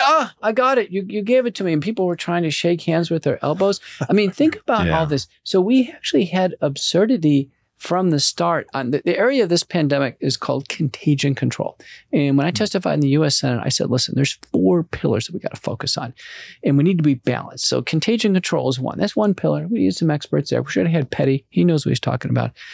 Pillar number 2 is early treatment. We needed experts. We needed real doctors in Washington who knew how to treat this illness. They were working on doctors who were out there treating patients to prevent hospitalization and death. Third pillar is hospital treatment. We needed an ace team of doctors, probably on a rotational basis, to keep driving hospital care to excellence. Here we are 2 years into the pandemic. Where is the billboards saying that a hospital is a center of excellence for COVID-19? Where is it? Where, you know, these are handsomely paid hospital admissions. Where's the competition for patients? Every hospital wants the cardiac patient. You know, MD Anderson, the bravado of being the best cancer center in the United States and the world. Where is the best COVID-19 center in the United States? There seems to be no bravado. There's no Harvard protocol. There's no Mayo Clinic protocol. You know, where's the innovation? Do you think Harvard would say, listen, we've figured out how to treat COVID-19. We're Harvard. We're better than everybody else. No one seems to care. There seems to be no innovation, none whatsoever. They haven't treated a single patient to prevent hospitalization and death. Fourth pillar is vaccination. But we should have always had a balanced report. My expectations as a doctor, I wanted to see those 4 pillars running, and I wanted to see a report to America once a month. Our public health agencies have failed miserably. Yeah. In terms of quality control and quality measurement, right? Are we looking at a limited timeline if we're just looking at COVID, or did COVID just expose institutional failures and incompetencies that are already apparent, that hospitals were not, that they were not quality incentivized enough, or results incentivized enough, that, I think it's very much akin to what we saw with American manufacturing. When COVID came along, we were, oh, wow, we've outsourced all of our manufacturing to China, not just trinkets, not just, tchotchkes and apparel. It's like important stuff that we might need, we can't get because we don't make it anymore. And this was something that wasn't new as of March 2020. It'd been going on for a few years, but that's this is what surfaced it. Has COVID surfaced institutional incompetence and failure in the American medical system that has been going on for a while, but is now only apparent? I don't think so. I think the difference is this is a mass casualty event. We had never faced a mass casualty event. Everything was chronic disease. Even our acute problems are basically episodic manifestations of chronic disease, like a myocardial infarction, a heart attack. It's a chronic disease, and then suddenly there are these episodes of acute MI. And chronic disease is amenable to years and years of randomized trials and grants and incremental progress. And we test if it's, this much aspirin or a little bit more aspirin, and it's incremental. And then suddenly we had a mass casualty situation on our hands. There was no assignment of who was actually going to be the captain in managing this thing. And then every community, we quickly had to figure out who's who. And so what happened was, we think there's about 1 million doctors in the United States. There was only 500 that stepped up and said, I'll treat this problem. And 1 million basically said, I don't treat COVID. I don't want to get near it. I'm scared of it. I'm going to shut down my clinic. Now, hospitals play defense, and they would admit a patient if they develop COVID-19. But all the standards change. When patients are admitted for COVID-19, they go into isolation, and then all these telemedicine rules turn. The doctors don't go in and examine the patients. They actually do it all by computer. They could do it at home in their pajamas. They don't even have to be there. So the nurses go in, kind of minimal contact. They wear hazmat suits with PAPRs, and we got into this mode of, just providing more capacity. All the hospital administrators just keep more COVID beds. It turns out the acuity of care wasn't that high. Now, those patients who go on the mechanical ventilator. Acuity of care? The acuity care is just the level of care. Okay. So if a patient needs to go on a mechanical ventilator, or they get really sick and they need vasopressor drugs, or go on forms of advanced life support, okay, there's additional work being done for a small group of people. But the vast majority of people are literally tucked into a room. They're in isolation, and they're getting levels of support of oxygen. And in a recent study by Fillmore and colleagues from the VA, I was shocked to learn that 45% of veterans admitted to hospitals for COVID-19 never have an oxygen saturation less than 94%, meaning the hospitalizations were probably driven out of panic. Now, some of them are receiving good respiratory support. Some of them may be admitted for other conditions and test positive for COVID. But the point is, there's a lot of hospital beds being taken up with, quote, COVID patients who don't need much support. Yeah. And on the note of the lack of excellence in care, it seems like, to me, like there's a fork in the road. Path to the left is a successful path of treating a COVID patient and innovation. And the choice of going right is unsuccessful or mediocre at best. And it seems like seems like is the understatement, but it seems like there's not only an incentive to take the right, the wrong path, going to the right in the fork of the road through hospitals getting compensated for COVID patients and COVID deaths. But now, and certainly you're on the front lines experiencing this, there seems to be an overt and covert level of punishment to disincentivize innovation in COVID care, because right now the standard of COVID care, that's not innovative. But doctors like yourself, Dr. Malone, y'all are getting punished. They're trying to treat you like a witch, and this is a witch hunt. So cool, you're innovating. Pierre Corey, let's throw you under the bus. Innovation is the lifeblood of medicine. The very first doctor who put a patient with polio on the iron lung machine, which also became a standard of support back in the polio pandemic, That doctor was banned from his hospital. He was thrown off staff. He was discredited. You know, the very first doctor who tried to wash his hands in between, delivering babies over in Vienna, Austria, was castigated and exiled. Innovation, there's a history of innovation in medicine. He had all that cocaine on it. There's a history of innovation in medicine that, as a rule, never comes from the ivory tower. Never.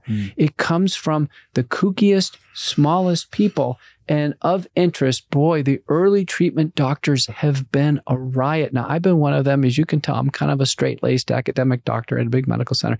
I don't fit into the group.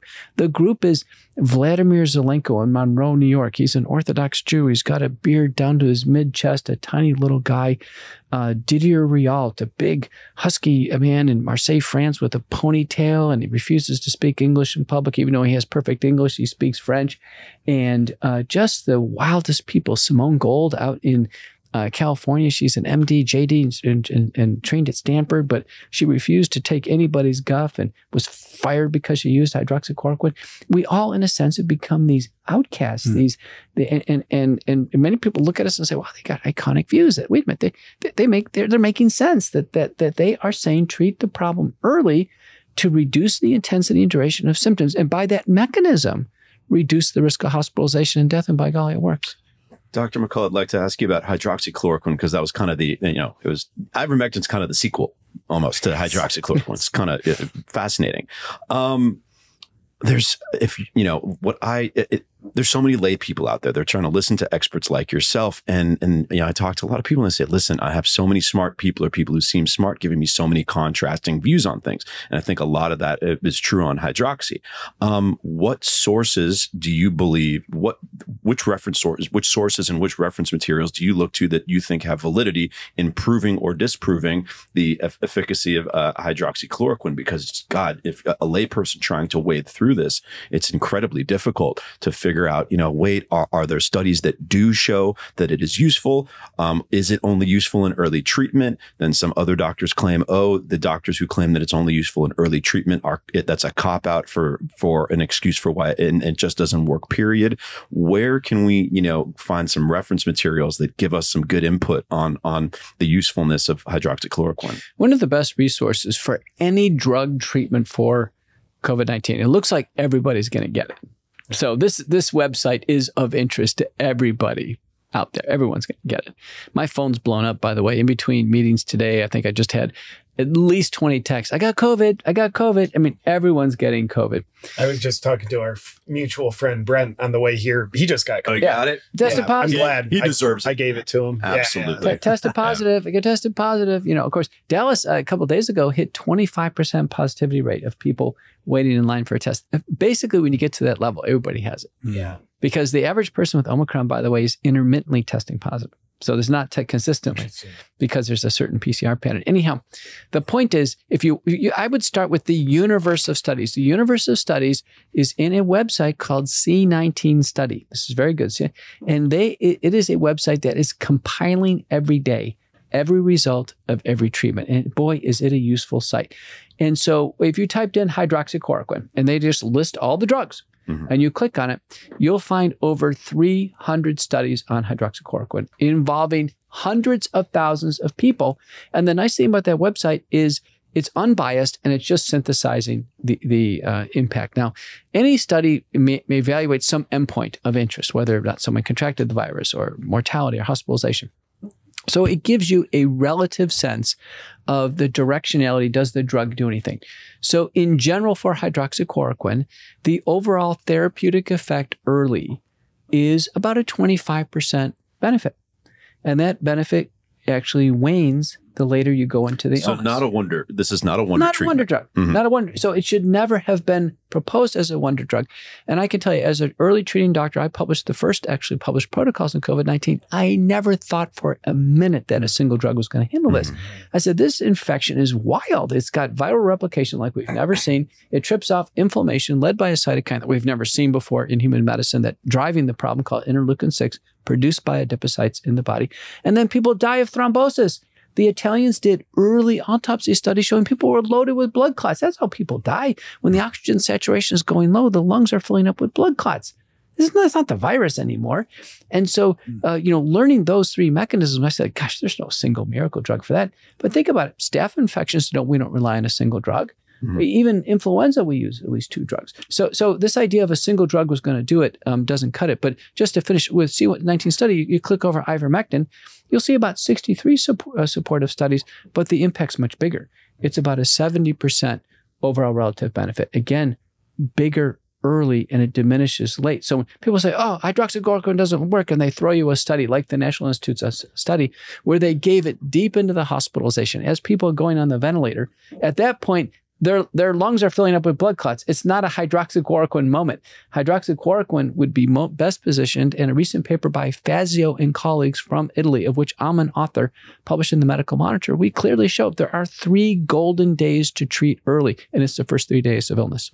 Dr. McCullough, from your appearance on Joe Rogan, it seems like the biggest piece of controversy in my close circle of like people who are like, dude, we see the tyranny, we know what's going on.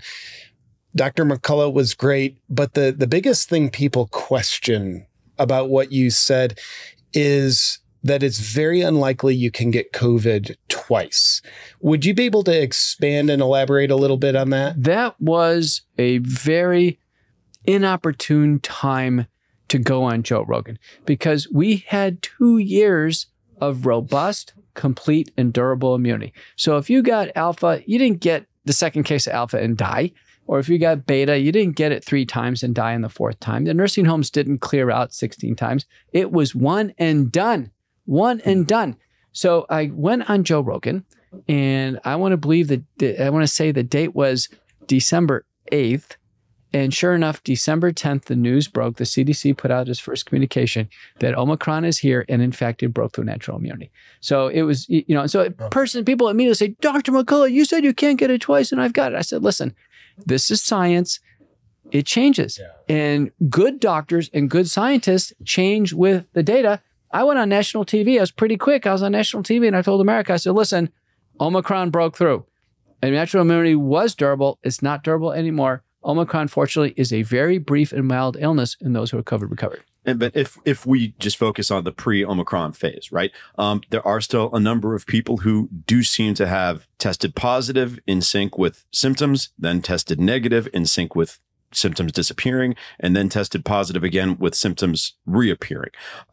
Definitely, I mean, the overwhelming evidence that natural immunity was, it seemed to be powerful, but not perfect. Well, is powerful not perfect? Well, what I said to that is I reviewed the literature over and over again. Invariably, there would be papers that come out. There are papers from Israel and Qatar and elsewhere that say, we looked under 10 million people and we found 5 people we think got it a second time.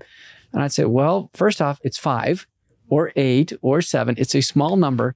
And each one of these you look at, you say, wait a minute, were they really sick twice? I mean, sick. I mean, fever, all the characteristic blood tests, x-ray findings, on the ventilator once, 9 months later, the same thing.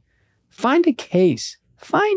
Because what I said back then is, listen, if you could get it twice, we would have seen it hundreds of millions of times, because that's how this infection is affecting everybody. If it's possible to get it twice, it would be an obvious signal. And people are looking for a needle in a haystack. This is what we've learned. We've now learned in the first National Institutes of Health autopsy study that was just released on the ResearchGate preprint server. The first author is Chertow. 44 individuals who died of COVID-19 in the NIH now, 2 years later, first autopsy report. I think it's a bombshell. It's a medical bombshell. They found the virus was everywhere in the body of people who died. We're talking weeks into the infection. One person, it was 230 days after the initial infection. The virus was everywhere. It's in the brain. It's in the heart. It's in the subcutaneous tissues. It's in the lymphoid tissues. And it's replicating. Along with how many other viruses? Well, it's interesting. Other viruses we can get, but most of them that are resident with us do an install. So like the Epstein-Barr virus, the varicella zoster virus, for instance, they install in a region of the chromosomes called the HERV region. And about 10% of our DNA, by the way, is not ours. We carry it forward, even vestigially. And it turns out that it's foreign genetic material that we pick up for the ride over time. So bottom line is, it was not an install. I'm telling you, they found the virus. They found the whole virus, and they did actually studies of the polymerase, and they showed it was replicating. Now, previously, Bruce Patterson had published back in August on also a preprint server, MedRx, that people who had recovered from COVID-19, they're pretty sick. He found the spike protein, the S1 segment of the spike protein in CD16 monocytes up to 15 months after the infection. After the respiratory infection. What Bruce said is, no wonder there's long COVID syndrome. No wonder. And now with the Chertow paper, I say, no wonder people intermittently test positive. No wonder. You're going to find some people who intermittently test positive. Most people, the immune system tucks it away, but there are going to be people who intermittently test positive. So I was just wondering the mechanics of it continuing to exist in the body, but people testing negative. What are the mechanics of why those contrasting phenomena might the be body present tucks at the same time? The body tucks it away. Don't forget, the test is almost always in the nasopharynx or oropharynx. You know, we have natural killer cells. We have all our lymphoid tissue. We have T cells. The bottom line is, we can zap the virus, we can isolate the virus, but we can't make it go away completely. But can we turn a test negative? Sure we can. Somebody in my family had COVID-19 in a senior home, and he had it for a long time. And he did receive early treatment. He was one of the first early treatment successes in Dallas.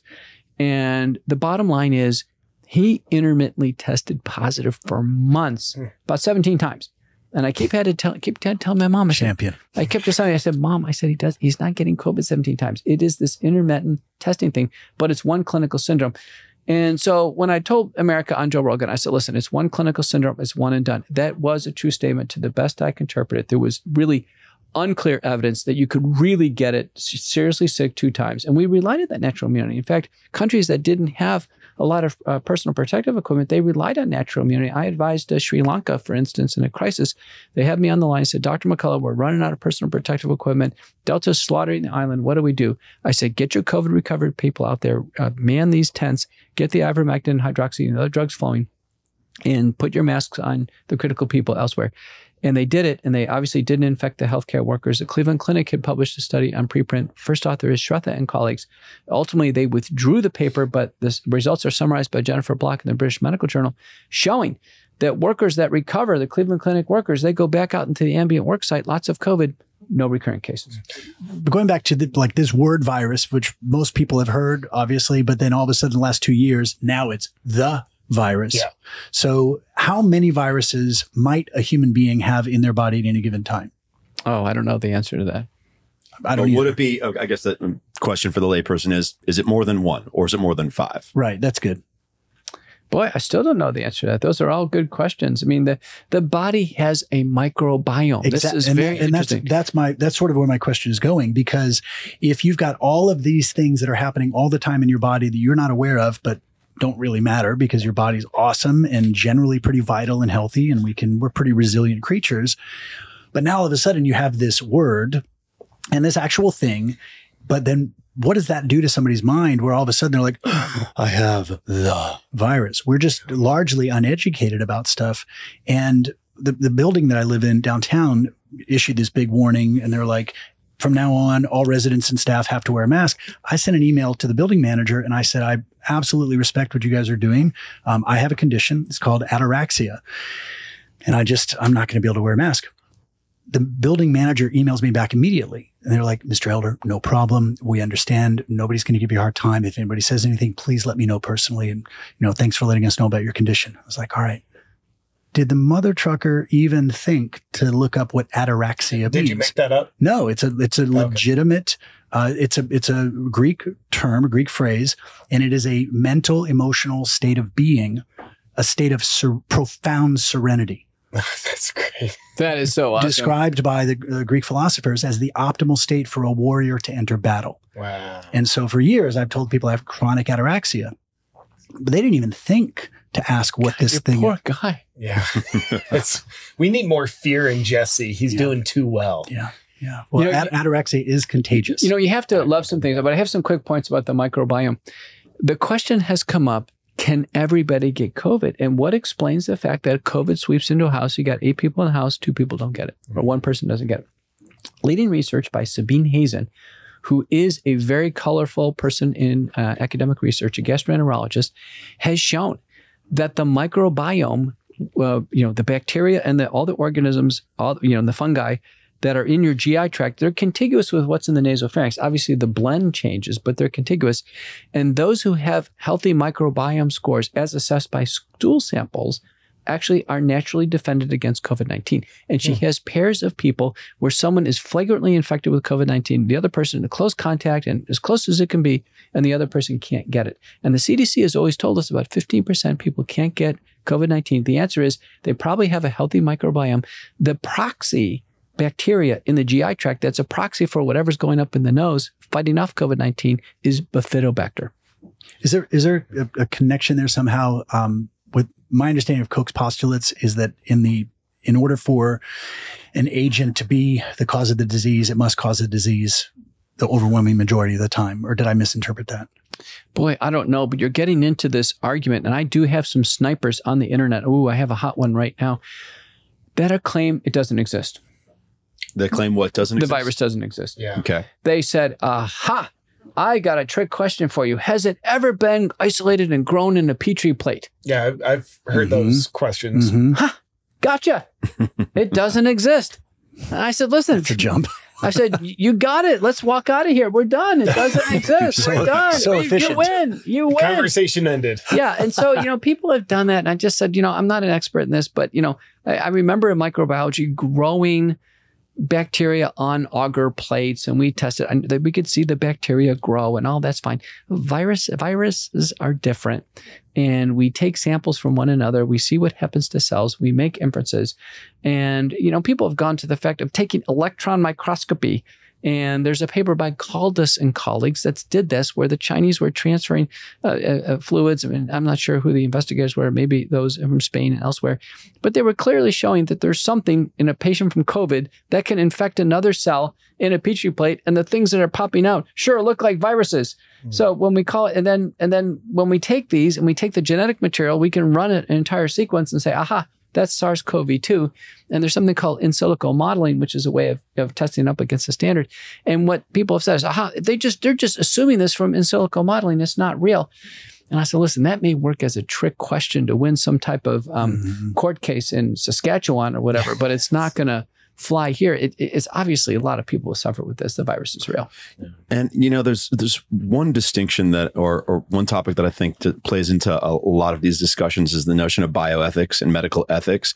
And I think that in once again helping people frame it in their own mind, right? That sometimes things that are violations, that while they may theoretically assist with health outcomes, they might be a violation of bioethics and medical ethics. Would I be correct in saying that? What's your view on medical ethics, how they've been violated and where they might diverge from something that, hey, you have to, for instance, you have to take this because it's going to improve your health, but I'm making you take it. If that you're doing it via coercion, it's inherently a violation of ethics, even if it might have a health benefit. And like the Nuremberg Code thrown in there kind of thing. If we want to throw a little Nuremberg Code in there, happy, I'd love to hear your thoughts on that. Two discussions. One is when something is research, and in the United States, we have an Office of Human Research Protections, OHRP, and they have 6 cornerstones of bioethics that say that research in our country must follow. In fact, others around the world agree. And the first cornerstone is the Nuremberg Code, from the Nuremberg trials in Nazi Germany, where doctors did atrocious things to patients in the name of Nazi research. Okay? And these atrocious things, it was said, will never happen again. And it states specifically when something is research. So for instance, the vaccines are research. They're under emergency use authorization. Remdesivir is under research, emergency use authorization. So are the monoclonal antibodies. That no one, under any circumstances, will receive any pressure, coercion, or threat of reprisal for participating or not participating in research. So people have asked me, Dr. McCullough, do you tell people to take the vaccine? I said, I never have. Do you tell them not to take the vaccine? I said, never have.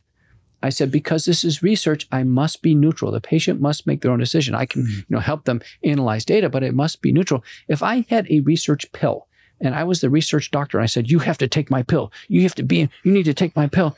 You know, I'd be called before a Human Ethics Board. I'd be called before the FDA. I would be castigated for introducing bias and violating the Nuremberg Code. Second principle is called the Declaration of Helsinki, which means on everything, research, not research, everybody must receive full and fair, balanced, informed consent. Now, and I'm telling you, when we have a vaccine that has amassed 21,000 deaths that have occurred shortly after administration of the vaccine in the U.S. safety system VAERS, and over 350,000 people that have had scrambled to the hospital, urgent care visits, what have you, over 36,000 that are permanently disabled afterwards, and 21,000 young people whose hearts have been damaged with myocarditis. Let me tell you what, informed consent, the next person who takes a vaccine better be presented those numbers.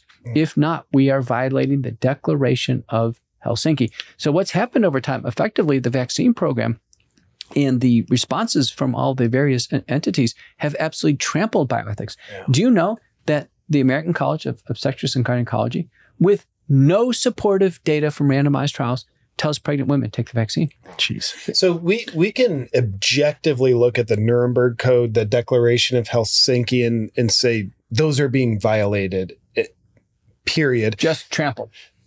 Who is supposed to be holding people accountable? Like, who's not doing their job? Like, when you violate the Nuremberg Code, who is supposed to oversee that and, punish you? In the United States, it's the Office of Human Research Protections. They have jurisdiction over all research done in the United States. Every single person who took a vaccine in the United States on the consent form says that they agree that they're participating in vaccine research. They're in a clinical investigation. OHRP is responsible, and they've turned a blind eye. And I can tell you, I personally have notified them that, listen, early on, that we're having gross violation of the Nuremberg Code. So going back to... What's the response been on that? Zero. Zero. So they just stay mute. They don't make an excuse. They don't fabricate a story. They're just silent. Silent. We've had so many things. Let me give you another example. When the story broke by Ogata and colleagues from Harvard, that people who took the vaccine, that we could measure the Wuhan spike protein in blood in high concentrations for 2 weeks. And in one person, it was measurable for 29 days after taking the vaccine. This spike protein, we know, causes blood clots. It damages the brain. It damages the heart. It's a pathogenic circulatory protein. When we found that out, and then we learned that the blood banking systems made no exclusion for someone who had taken the vaccine, the discovery occurred. Wait a minute. The blood supply is going to get contaminated. It actually is getting contaminated with spike protein. Someone can take a vaccine, a week later, donate blood, and that blood is laced with the spike protein. So I organized a team of pathologists, and we wrote letters to the American Association of Blood Banking, the American Red Cross, Carter Blood Center in Dallas. We wrote letters and said, listen, the blood supply is probably spiked with a spike protein. Please look at this. Please take a look at it. We need an assay. We need some rules. Maybe people shouldn't give blood for a month, what have you. Letter came back. We saw your letter. We see your concerns. Nothing after that. And if they're supposed to hold people accountable, they're not. Who is supposed to hold them accountable? If there's such a... Well, at some point, a system has to be self-policing, right? It's it's similar to the media, right? For so long, there was no one requiring that the media uphold themselves to certain ethics of neutrality and whatnot, but they self-policed for the most part. And that just went out the window quickly and then slowly and then very quickly once the internet came around. Yeah. I think in this case, what happens is there's a general heuristic, and that is, this is an emergency. Mm-hmm. This is an emergency. Sorry, Nuremberg Code, we're throwing it out. Declaration of Helsinki, sorry, it's an emergency. A lot of people have died. Those standards have to go. Let me give you another standard, bioethics. Shared decision-making. Shared decision-making. What a buzzword. That's where the doctor and the patient, you and I share in the decision together. And you and I get to talk about what you're going to receive. And we'll all be good. We'll negotiate this. Well, in fact, that's a legitimate term. And that happens every day. We actually negotiate. We negotiate with patients everything, and we do come up with shared decision-making. It's actually the right term. And suddenly people come in the hospital and they say, listen, I want to get some ivermectin. I've seen the results, or some colchicine, or how about full dose aspirin, or how about full dose Lovenox? These are people are coming educated. And they say, no, sorry, you don't get it. There's no more shared decision-making. It's like, no, this is our protocol. Now, it's interesting. There is a recent paper in JAMA. I just tweeted it out. And it comes from an evidence-based analysis group. And the first author, you can find it on my Twitter feed. And the title of the paper indicates that of the protocols that doctors are basically railroading on patients in the hospital, that they're low in trustworthiness. Trustworthiness, meaning I think it was 18% of the guidelines that protocols that they're following even give risks and benefits of the treatments. And it was only 9% of the guidelines had any commitment to an external review or had experts externally review it.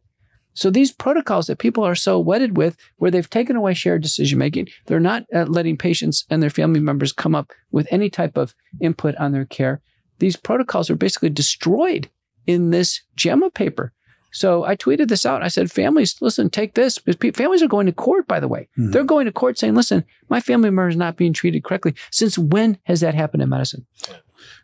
Just wanting to go back to VAERS for a moment, because, VAERS interpretation analysis also, seems to be a bit of a science unto itself, right? And that, much as we're looking to separate correlation and causation separate with and from in measuring COVID hospitalizations, deaths, similar exercise needs to be done with VAERS, I'd imagine, in terms of being able to verify which adverse reactions were caused or deaths were caused by the vaccine versus which ones happened just coincidentally happened to couple with them.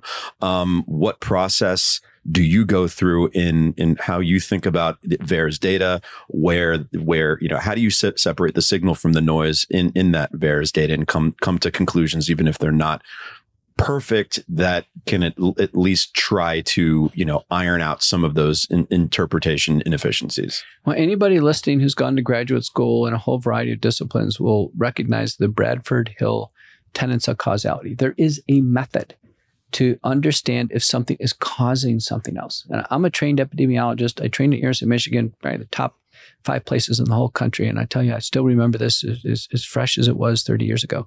The Bradford Hill tenets of causality, they asked the following criteria, or proposed the following criteria. Number 1, is it a big signal? When you see something in a data set, is it big? Let's take death. Okay, death after a vaccination. Should that be happening in large numbers? Should it? I mean, we have 20 million kids go off to college every year. But I will ask one thing. Will it happen at a far higher rate now when we are vaccinating so many old people who may be nearing death? Well, okay, then we must have some reference standards. Let's look at before COVID. We have 70 vaccines on the market. We give 278 million shots a year. We have 330 million people in the country. 278 million shots a year. Total number of deaths that ever go into VAERS per year, about 150. No real temporal relationship. Someone gets a vaccine in a nursing home, dies on day 20, it's going to get reported. It's just what it is. With COVID-19, in January 22nd, with only 27 million people vaccinated, we already had 182 deaths. We are already past the 150. And there's no external data safety monitoring board. There's no safety mechanism. Remember, the FDA is normally the safety watchdog, but no, they're not the safety watchdog here. They're actually the promoter of the program with the CDC. We got the wrong people running the program. So nobody said, wait a minute, we got 182 deaths. Stop.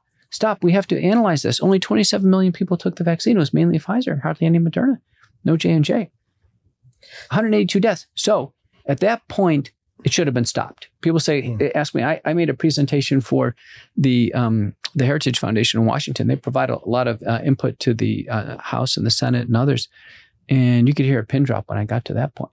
I said, Imagine. What you're saying, one way to look at it might be that in terms of the risks allowable or the risks that we should feel comfortable shouldering from the vaccine, because even a lot of heavy vaccine those who promote that vaccine heavily may acknowledge that there is some risk, right? But the level of risk that you feel is tolerable is far lower than they may consider. Well, listen, previously, as a standard, a widely used drug comes on the market. Let's say the first new blood thinner to replace Coumadin. That was a big one, Zymeligatrin. I'll tell you, you get 5 deaths, 5 unexplained deaths. In this case, it was 5 deaths linked, gone. Typically 5 deaths with a product, widely used product, used in tens of millions of people. 5 deaths, black box warning, may cause death. 50 deaths, gone per product, gone. We don't tolerate giving a product to somebody and have somebody die. I don't care how good the product is. If you have a car, and I don't care how much you like it, if you drive off the lot and 100 people go die in a car explosion, that car's off the market. It's not going to say, oh, you can just the car explodes every so often. Don't worry about it. You'll die every so often. No, the bottom line is it's off the market. We went from 182 deaths all the way up to 21,000 deaths. So the first tenet of causality is it a big signal? It's a gigantic signal. It's a wrecking machine. Okay, is that first criterion is fulfilled? Second criteria fulfilled. Is there a temporal association? Well, we have two analyses, one by Rose and McLachlan, both looking at the temporal association. It's actually on the VAERS report. 50% of these deaths occur within 48 hours of the shot. 80% occur within a week. It is not a random scatter afterwards. It's not noise. I mean, it's relatively immediate. Third criteria. Is there a biologically plausible mechanism of action? Of course there is. There is an unbridled production of a lethal protein in the human body, the spike protein. Yeah, it's not a shot of water. I mean, this is biologically plausible that, yes, some people could take up too much and produce too much, particularly in strategic locations, the brain and the heart, and kill it. That's clearly biologically plausible. So that's the third criteria. Fourth criteria. Is it internally consistent with other things we're finding that could be near misses, like heart attacks, strokes, blood clots, by the hundreds of thousands? So yes, it's internally consistent. So out of all these deaths, if there's 21,000 deaths, there are basically so many larger numbers of cases of heart attacks and strokes and all these other problems that are developing. So it's internally consistent. Last criteria, is it externally consistent? Is it seen in the yellow card system in the UK with MHRA? Yes. Is it seen in the UDRA system in Europe? Yes. So it's not localized. It's not localized. So it's not a fluke in the United States. So the point is, all of the Bradford Hill tenets of causality have been fulfilled. And people say, well, what would you testify in a court of law? I would say, listen, on a more probable than not basis, which means 51%, I'd say. Now, is it a clear and convincing? Is it 80%? I'm not sure I'm willing to go there. The McLachlan analysis from Queens looked at it in April. It's pretty early, but analyzing each one of the vignettes independently, coding it and trying to assess causality, they came up with 86% had no other conclusion. There is a nursing home study from Scandinavia that looked at it. They had 100 deaths in a nursing home. I mean, there's a large number. They analyzed them, and the doctors agreed, separate independent review, that 40% were directly related to the vaccine, directly. And in the McLachlan analysis, who dies after the vaccine are seniors, the same people who are dying with a respiratory illness. These are the silent victims of the COVID-19 pandemic. So I am telling you, as an academic doctor, as a doctor very well trained in safety, in fact, I may be the most authoritative person right now in safety in the United States. I am telling you, beyond in a more probable than not basis, that the vaccines are in fact killing Americans. On the lethality note of the vaccine, and I'm going to come from a super uneducated place, I'm a comedian. There's been some videos that go around, and I believe they're referencing a study or two done in Italy where they took 100 samples of the vaccine. And it's reported they found what's called xanthine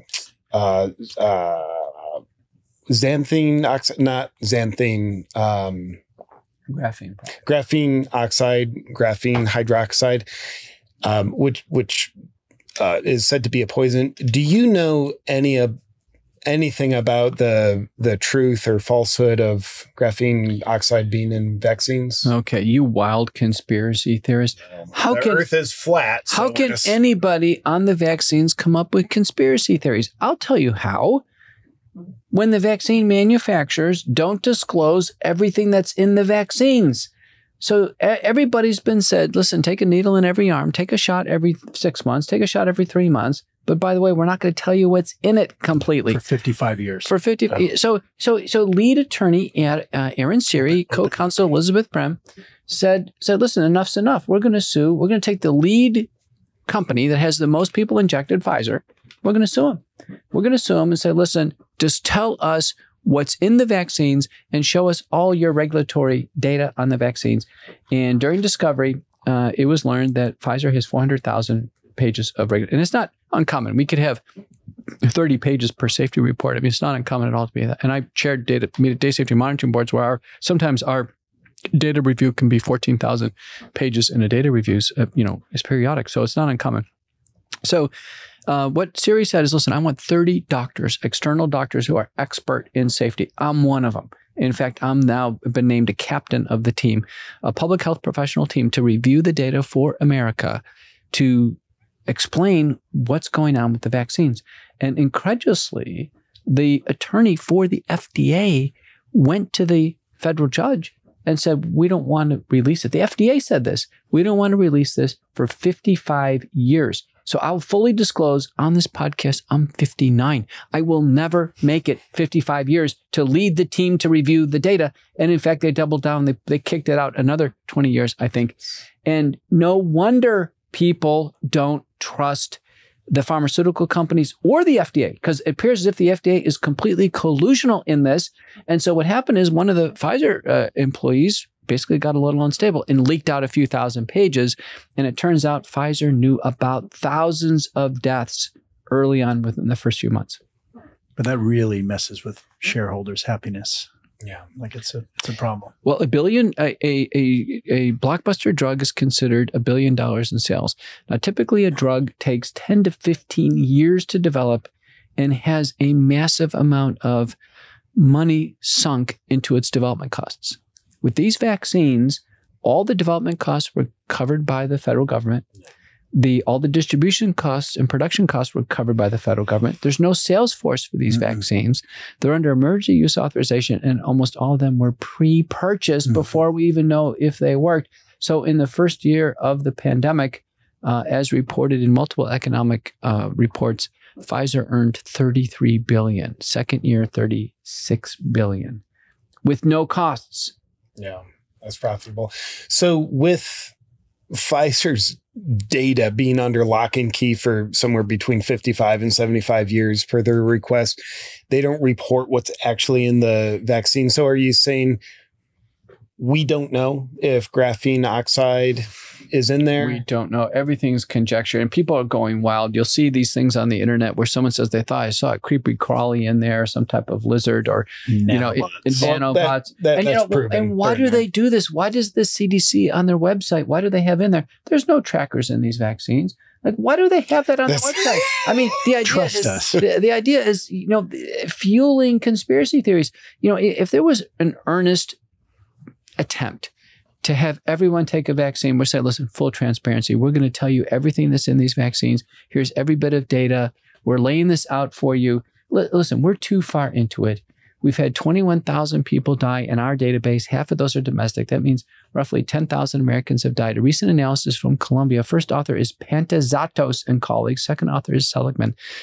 Analyzed census data. Now, it's ecological analysis. They analyzed census data and then looked at the vaccine administration.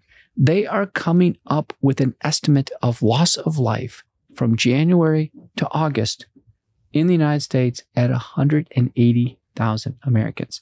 They basically think it's a 20-to-1 underreporting factor. Could you explain that data and its meaning within context? Well, the idea is there is an expected rate of death from the U.S. Census, and it's actually relatively constant. So as the vaccines are being administered, to look at these rates of death and try to account for other factors, there is a large signal. There was a report yesterday from the insurance industry saying, listen, we're starting to see excess mortality in younger individuals. People say, well, listen, COVID's a bad disease. People could be dying of COVID. But our CDC is telling us that 90% of people who die of COVID have other near fatal conditions. The Italians have just recoded their data. They come up to 97%. I think the average age of someone dying with COVID in the United States is 83 years old. The poster child for this is the former Secretary of State, Colin Powell, where he had terminal multiple myeloma. Looks like he's going to die of it. He fully vaxes. And he gets COVID anyway, and he dies in the end. Well, was it a COVID death, or was it going to be a myeloma death? Nobody made a big deal of it, which I think is appropriate. But the point is that the Seligman and Pantazatos analysis think it's a bigger number than certainly VAERS. There's another data point. So you had VAERS. Let's put VAERS at 10,000 Americans have died. Seligman says over 180. There's something in between.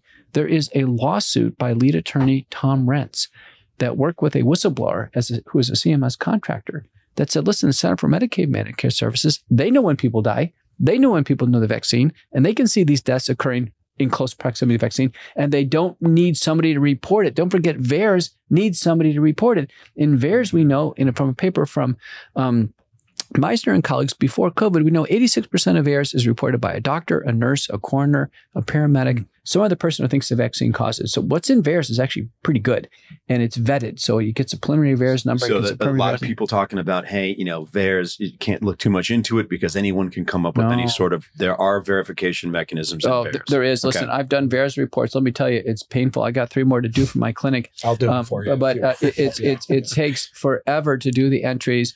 You got to put everything down. You put your name on the line. It says, if you're falsifying this, you go to prison or pay federal fines. Listen, nobody wants to report to VAERS unless they really feel it's compelling. So what's in VAERS, and not only that, but it gets a temporary VAERS number. And then the CDC actually ascertains they did die. And then it becomes permanent. So the numbers I'm giving you are permanent. These are 21,000 permanent VAERS numbers.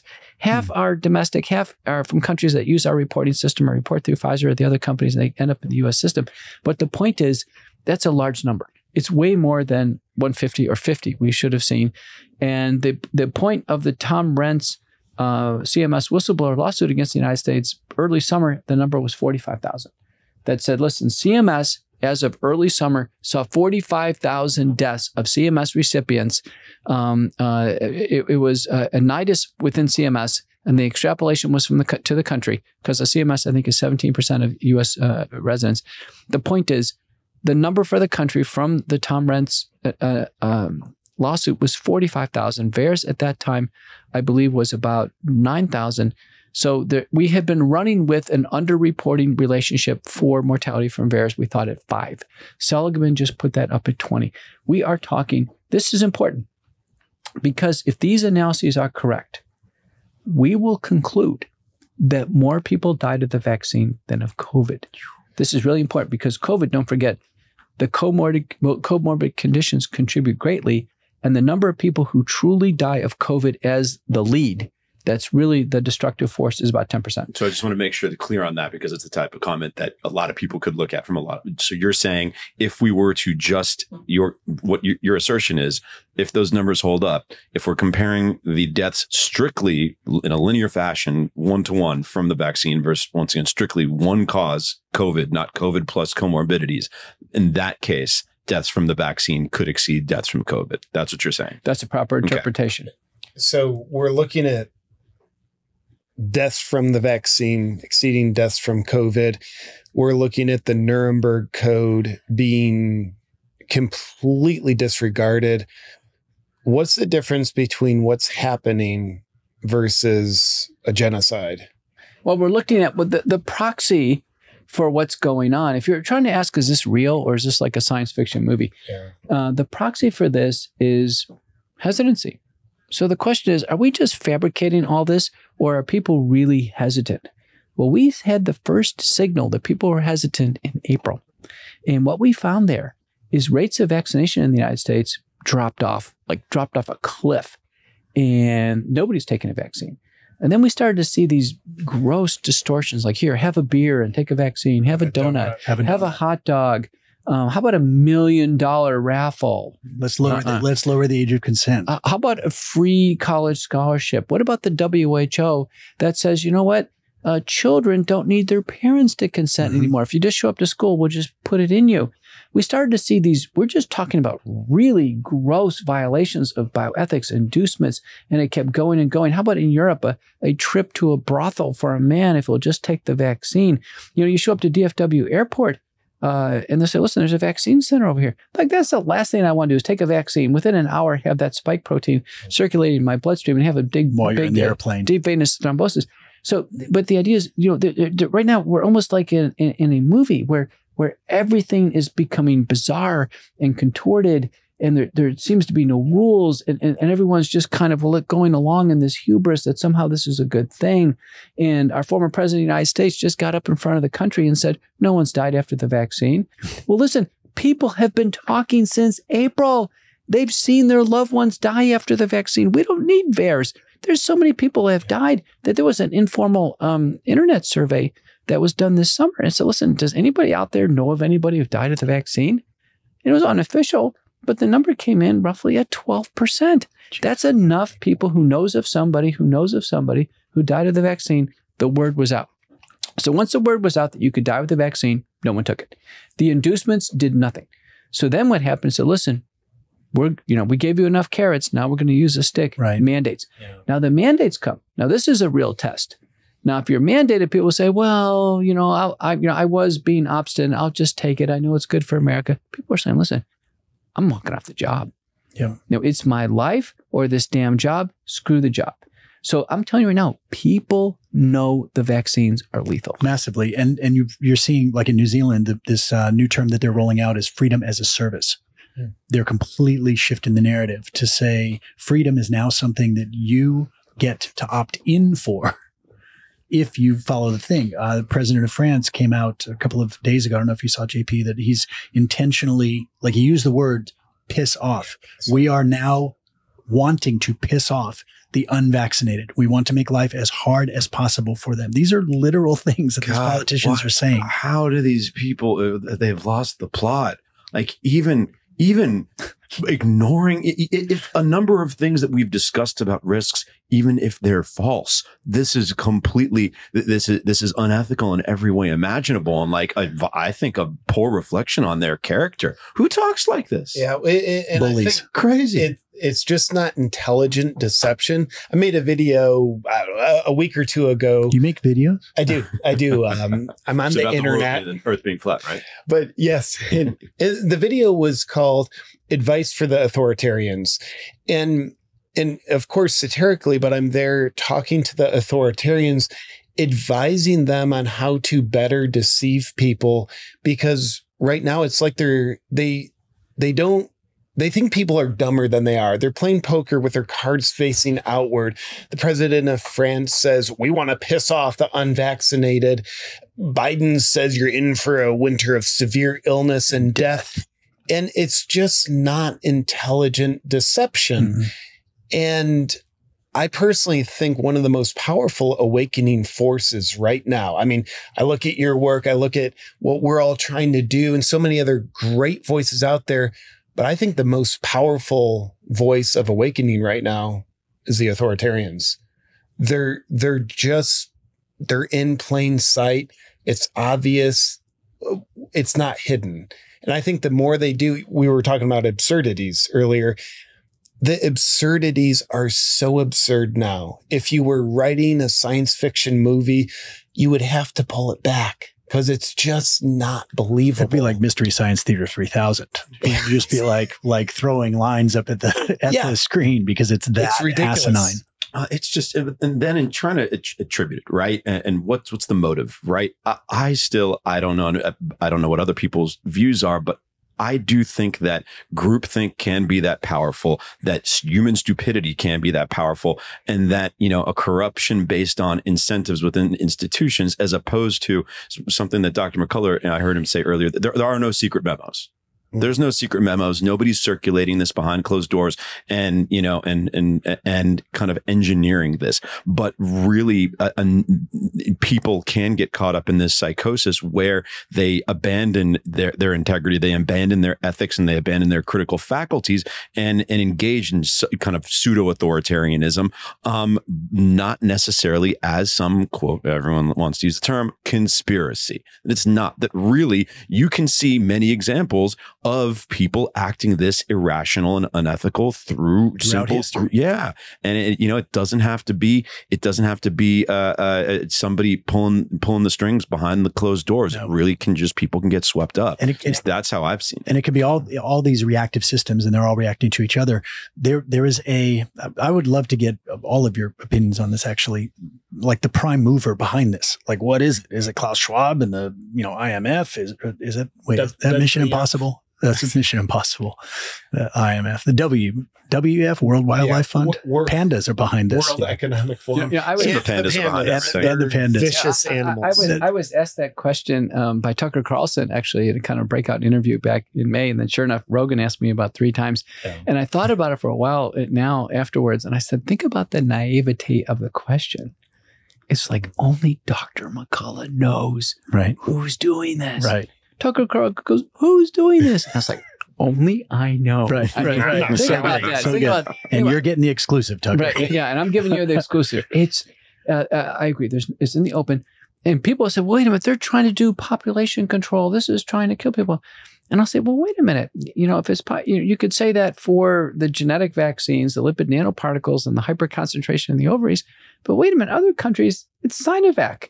It's coronavac vaccine. It's a killed virus vaccine that basically doesn't work. And it's the same thing as tethering freedoms to taking a vaccine. And now recently, Boris Johnson said that, listen, it's a crisis of the unboosted. Right. So listen, pretty soon it's not going to be unvaccinated. It's going to be unboosted. Because they've tiptoed it in. And so people are just buying it. And so it's like, not, frog in the pot kind of thing.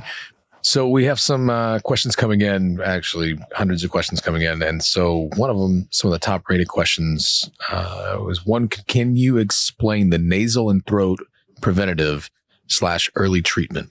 That's for you, JP. Yeah, it works like cocaine. It's like cocaine. Goes all back to the cocaine thing. Is really, if cocaine was a dolphin, that's how it works.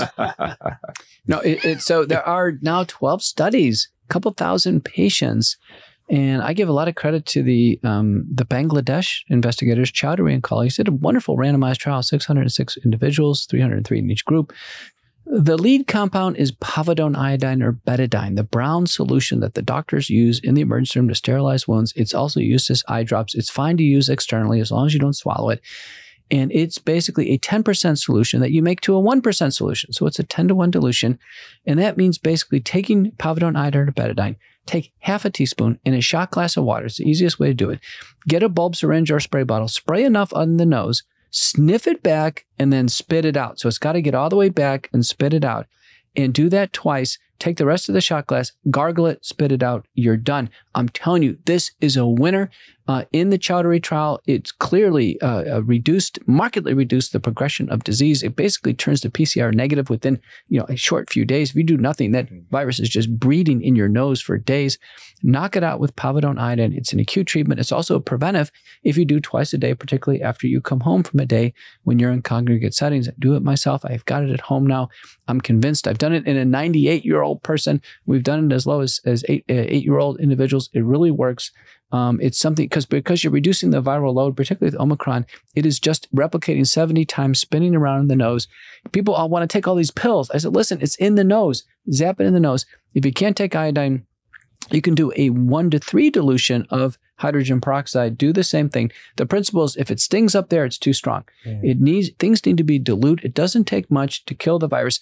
Again, people do it in hand sanitizer. We actually just need a nose sanitizer. People say, does the colloidal silver work? Does other things? Yes, the answer is almost anything kills the virus, but you need some local nasal virucidal treatment. Great answer. I concur. So we have Stephanie Salinas. She says that her brother has vaccinated, but he's experiencing worse symptoms than her, and she is not vaccinated. Why is that? It's possible that the vaccine could make things worse. There's two suggestive papers, preclinical papers. It's not my clinical experience. My clinical experience, having managed a lot of patients now, I think the vaccine actually takes an edge off the illness. I think there is an advantage to being a vaccinated person. When someone calls me and says, I got COVID, I've taken the vaccine, I breathe a little easier. I think there is a modest clinical benefit of taking the vaccine. And this is from Aileen O'Reilly. Why are they blaming the unvax for the new variants? Because people default to wanting an easy explanation and an easy villain. And that if you can create these categories, that's the easiest category to look at. I mean, from what I've seen so far, and particularly around the variants, and when I see people blame the unvaccinated for the spin up of variants, and this is once again completely detached from any reality or any critical thought whatsoever. It's like, okay, well, didn't Delta originate in India? I don't know. I don't think they realize they've identified the origination of of Omicron, but they first sequenced it in South Africa. So, okay, wait, was it only the unvaccinated in those regions? Were there other factors involved in those regions? And one, if there's so many people who are unvaccinated and the unvaccinated are just one big petri dish and everybody else is safe, then why aren't there so many more variants? Like nobody looks past one data point or one layer of analysis and trying to figure out, is this claim that the unvaccinated are to blame for variants? Does that pass scrutiny? If you scrutinize that idea, does it still hold up? And it certainly doesn't. And I don't think people are going through that exercise. They're not putting in the effort. And I see that is like a pixel of a larger conversation. The division between vaccinated and unvaccinated is, I won't be surprised at all. 55 years, I plan to be around, looking back, not only to find out what's in this stuff, but also to see 4 distinct steps that have been taken and we're right in the middle of right now. Number 1, the pandemic was to create the vaccine and to get everybody going, yes, I need this. Some of the most intelligent, rational, emotionally intelligent people have gone, yes, I'm all in. So pandemic for vaccine. Vaccine is to create the passport. Now there's this digital ID that everybody's in, and then there's increased pressure and buy-in. The next step after that is social credit score, like Sesame that China's already got, and now money is connected. And I won't be surprised 55 years from now to see that was the push behind this entire thing. So Coach Christine is asking, do you think getting the vaccine is actually helping stop the spread? Well, that I think everyone, even the most zealous pro-vaccine voices, have even acknowledged that at this point, that it's not stopping transmission. And then I guess that's one interesting question for Dr. McCullough. Was it ever reasonable for them to believe that it might stop transmission, or was that a completely ridiculous idea in the first place? Because you've seen this is one claim that they have walked back. They're not holding on to it. The evidence is so obvious that they acknowledge, hey, transmission, being vaccinated does not stop transmission. You're no longer, as Fauci said, a dead end for the virus. Okay, they're no longer pushing that, but the receipts are there. They claimed earlier on, a few months back, that it stopped transmission. Was it ever even reasonable for them to believe that it stopped transmission? No, it never was. In fact, our CDC director got out there pretty early summer, said, listen, it doesn't stop transmission. All we needed was the Houston wedding where everyone's vaccinated. They spread it. The Democratic lawmaker flight from Texas to Washington, and they all spread it. And the naval ship, and it just goes on and on and on, right? The Barnstable County outbreak. So it was clear that the fully vaccinated were spreading it to one another. And so they got out there early and said, listen, the vaccines don't stop spread. Again, what's the absurdity thing? Then if the vaccines don't stop spread and our CDC says they don't stop spread, why in the world would an employer have a mandate to have a vaccine to somehow make the workplace safer when it doesn't stop spread? Yeah.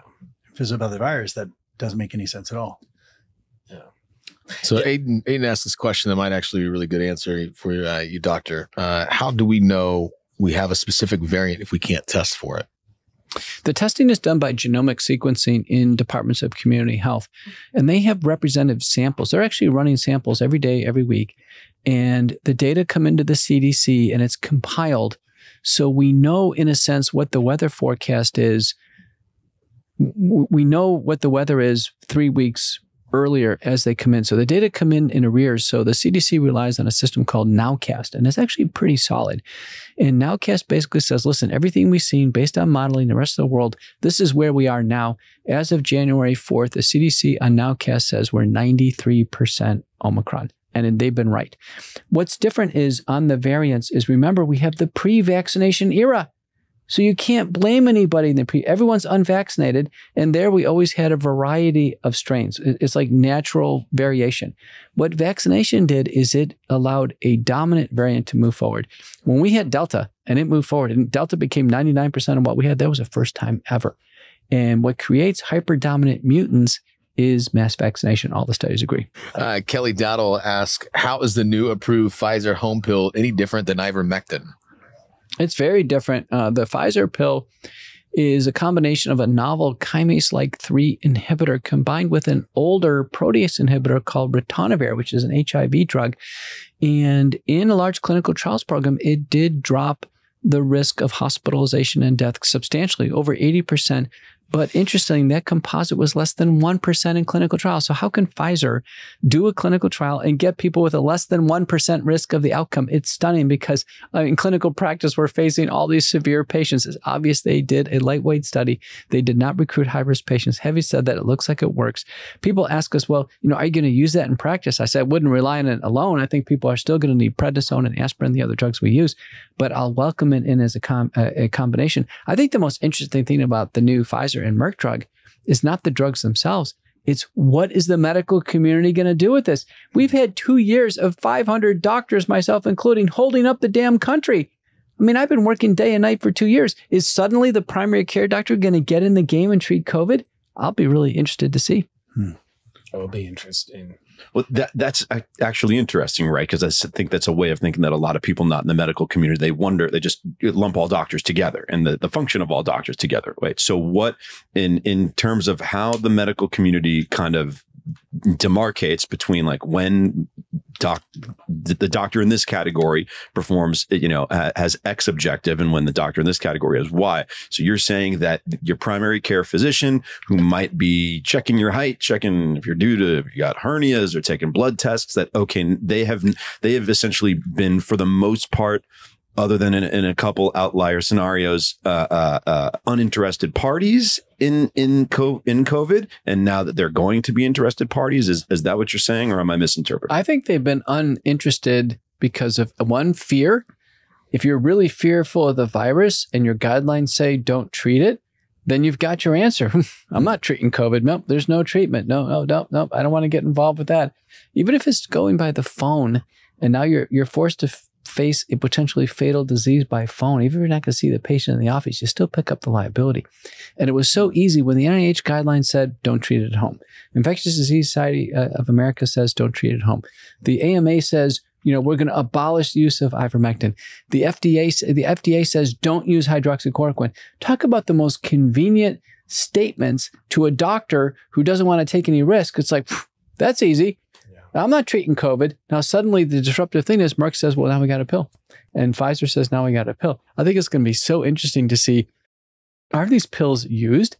Are suddenly all these doctors are going to get engaged? I mean, it came at the right time. We're in Omicron. There's going to be some sick people with Omicron. I'm tired. I want to actually take a vacation. I've been working nonstop for 2 years. I want some of these guys to start getting in the fray, picking up these panic calls, because I'm loaded. I'm going to spend the whole drive back to Dallas answering calls. I mean, it's a mess. Well, I would speculate with the new pills from Merck and Pfizer that doctors won't face the consequences of prescribing those pills that they face with ivermectin and hydroxychloroquine, the political consequences. So, yeah, personally, I would speculate that, the Pfizer and Merck, they're the machine. So I would speculate the machine will be having people distributing these things. Well, remember, it's emergency use authorized. So it means no pharmaceutical reps, no marketing. It'll be real curious. We've had the monoclonal antibodies for a year. When's the last time you saw a TV commercial for those? Yeah. When's the last time you saw any of our public health leaders get up there and say, get our seniors to a monoclonal antibody center? Where's the billboard here in Austin helping our seniors get to finding where sotorivimab is? I mean, come on. So the monoclonal antibodies have been out there. They're great tech. We learned in medical economics back in November of 2020. We had purchased 100 million doses. We had another 500 million on tap. We've had the GSK product, sotorivimab, approved EUA since May.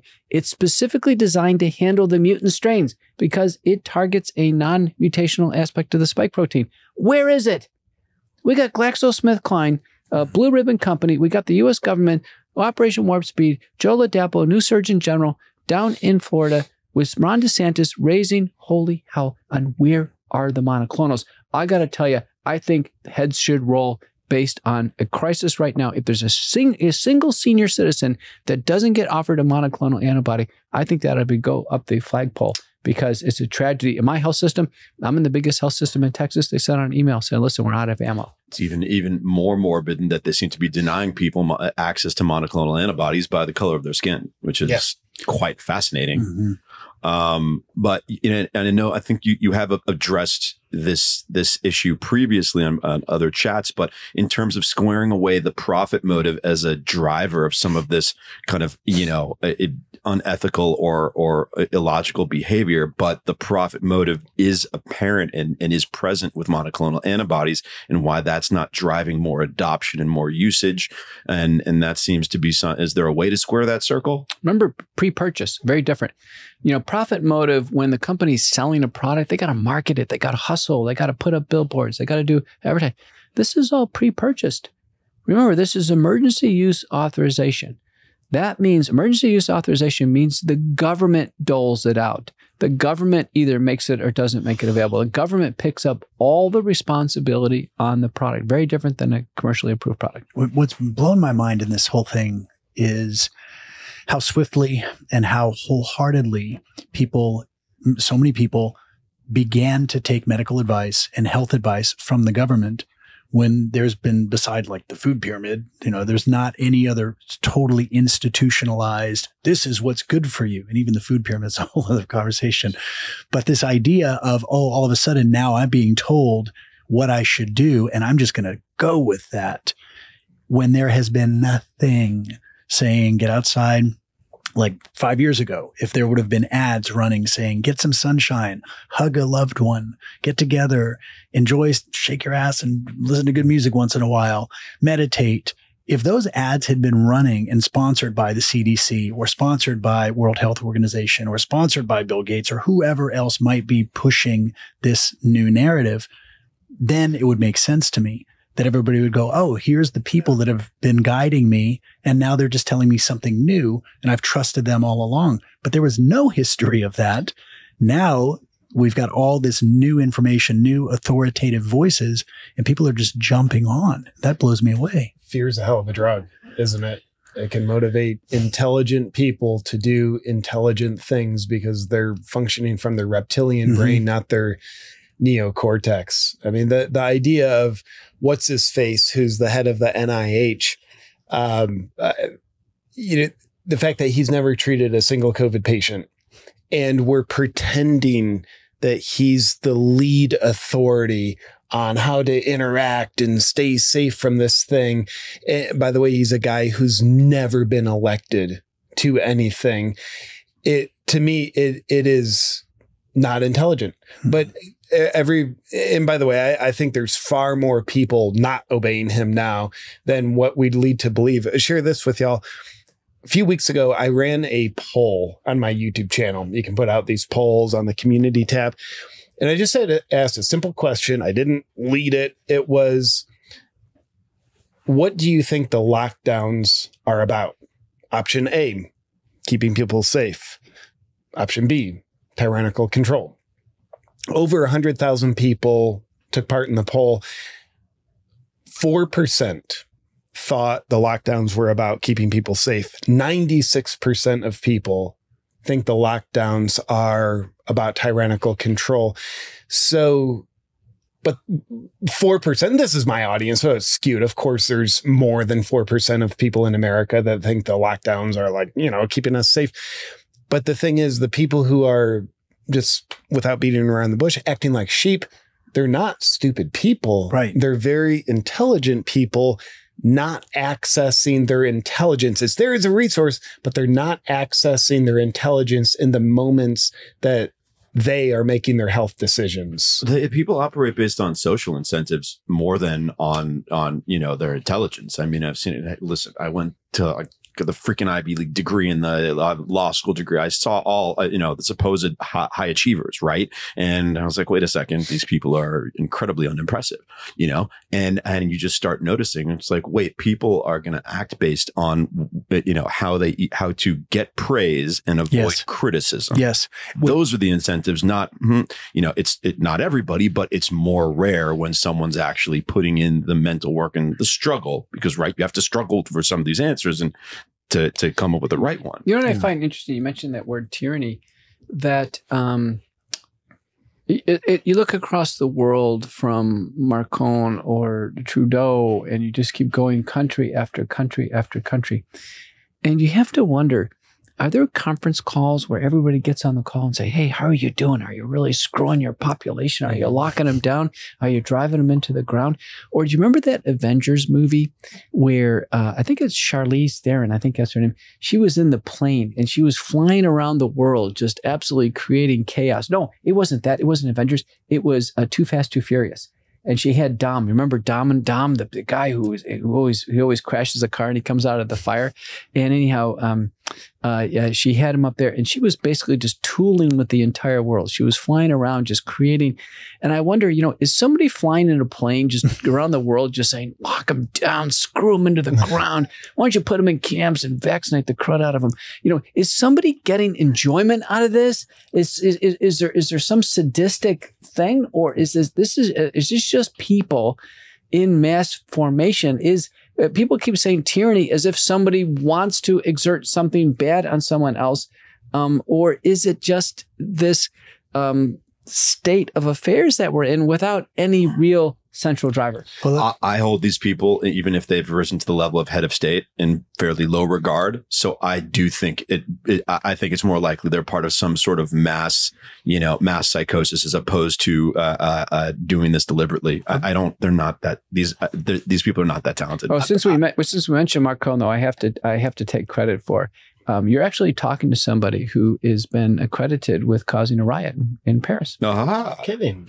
Yeah. So I was asked by peaceful protesters are known as by Javier Albert on Francois when Macron came out last summer with 10 points and said, Dr. McCullough, will you refute these 10 points? And, it was all these things about how the virus is spread, whatever. So I refuted all these points. He just puts up on the French media, and there is an absolute riot in Paris the next day. It was awesome. And my face was all over. I said, that's it. I'm cooked. I told my wife, I said, we'll never go to Paris again. There's no more romantic place to start a riot. That's Paris. That's right. You're missing out on your cocaine-laced Chianti. I think 100% that this is, I don't think there is a person. I don't think there's like a James Bond character, although Klaus Schwab is a good one. Close. He's close. A really good one. He's close. But for example, there's many people, maybe most people, who think that the fiat money system is it's a pretty good idea. It's inherently evil. It is an absolute debt slavery. And that's not me saying it. I didn't invent this term. But if you study economics and you look at how fiat is completely designed to create this sort of chaotic civilization, and if physical property is prone to influence by physical violence, then what happens when wealth is increasingly non-physical and you've got things like Bitcoin that create a superior parallel structure? It's not widely understood. It's not widely trusted yet. But I got to think that the people who are not running the world, but the people who stand to benefit from those working and being in debt, I personally think they know their days are numbered, and this is their Hail Mary. Can we just do one more thing to get everybody into the metaverse, and then we're good to go? It does seem like they're pushing too hard, too fast, because what they're doing is obvious.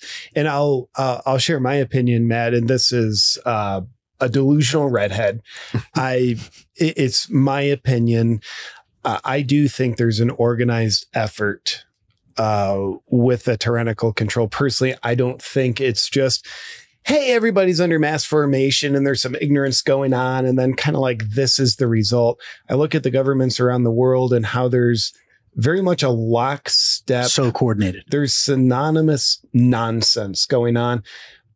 But more than that makes me believe what I believe in this moment is I look at history. I look at tyrannical regimes in history. The classic example is, of course, Hitler and the Nazis. That didn't just happen. There was a very organized effort. And you can look at other genocides that have happened throughout history with Mao and Stalin. Those didn't just happen. They were very organized, tyrannical efforts. So when I look at history, I realize those are just patterns. Then I look at what's happening now, and to me, it looks like part of the pattern that's forming. So that's the reason why I do believe, I think there's inherently evil people out there who are organizing this. And I don't think they're sitting there saying like, dude, let's just let's screw them. Well, we're evil. Let's do evil stuff. I think they've got their reasons that make sense to them, whether it's just like, we're going to have more power and like, it's kind of like make the world a better place in this regard. I don't think they think of themselves as evil. I think they're power hungry people who weren't held enough as children, and they're compensating, unfortunately. So anyway, just wanted to throw my 2 cents out there. I will just float something out there in contrast. Have you ever worked at a large corporation? I have. Very unemployable, my friend. Okay. I think you may have a different perspective if you'd worked at a large corporation in seeing up close and personal how strange, inefficient, and incompetent and how powerful groupthink can be amongst people in positions of authority who clearly like they don't have the, the potentially evil incentives. It's like, you want to know what's really useful? Being part of a startup that then gets purchased by a big corporation to see how things work when you guys are just trying to make the business work in the most efficient manner possible and then get absorbed by a large corporation. The type of idiocy that you will see, that you can see in direct contrast will shock your mind. Yeah. So that's, everyone's got their view here. Everyone's valid, but I think that is maybe the reason I have a little bit of a different perspective here. Seeing that, it's like, wow, there are people highly credentialed, highly smart, and in positions of authority that can keep an organization running and still be incredibly stupid. It's a good point. And on record, I hope you're right. I hope you're right. And with both of those perspectives, the end result is still the same. Yeah. Because what's the difference between homicide and manslaughter is in a court of law, it's intent. But to the person that died, there's no difference. Yeah, fair enough. There's zero difference what the intent was. And so to the business that got shut down and is never going to reopen again, it doesn't matter whether it was for safety or control. That their livelihood got interrupted. And personally, I'm extremely appreciative to whether it's the incompetent ones or the evil ones. Absolutely. Like I literally have gratitude in my heart for whatever forces might be involved in this, because all it's done is accelerated the expansion of I don't know if I would say intelligence, but it's expanded inquiry massively. Yeah. And for me personally, it's brought dreams that I kind of always had about like having a land and having a farm and having like a really close, intimate community. I thought I was like 50 years down the road. Now I'm like 3. No. Not as a retreat, but just like, you know what? What really matters to me? What really matters to me, and am I acting out of that on a daily, consistent basis? And I realized I wasn't. Like I'd gotten lazy. I'd taken things for granted. And there's just so much deeper appreciation for what's real. And that's very much been stimulated by all this sort of chaos. On that note, I'll share, with the avalanche of challenge that's happening in the world, whether it's out of malice or ignorance, it's a wave of challenge. And I remember last winter, so a little over a year ago, I had my first son. He was going to be born within a month. And I'd go through times of just being, I would say stressed, but just scared. Like, wow, where is the world going to? Or is the U.S. going to be under intense communism in a year, 10 years?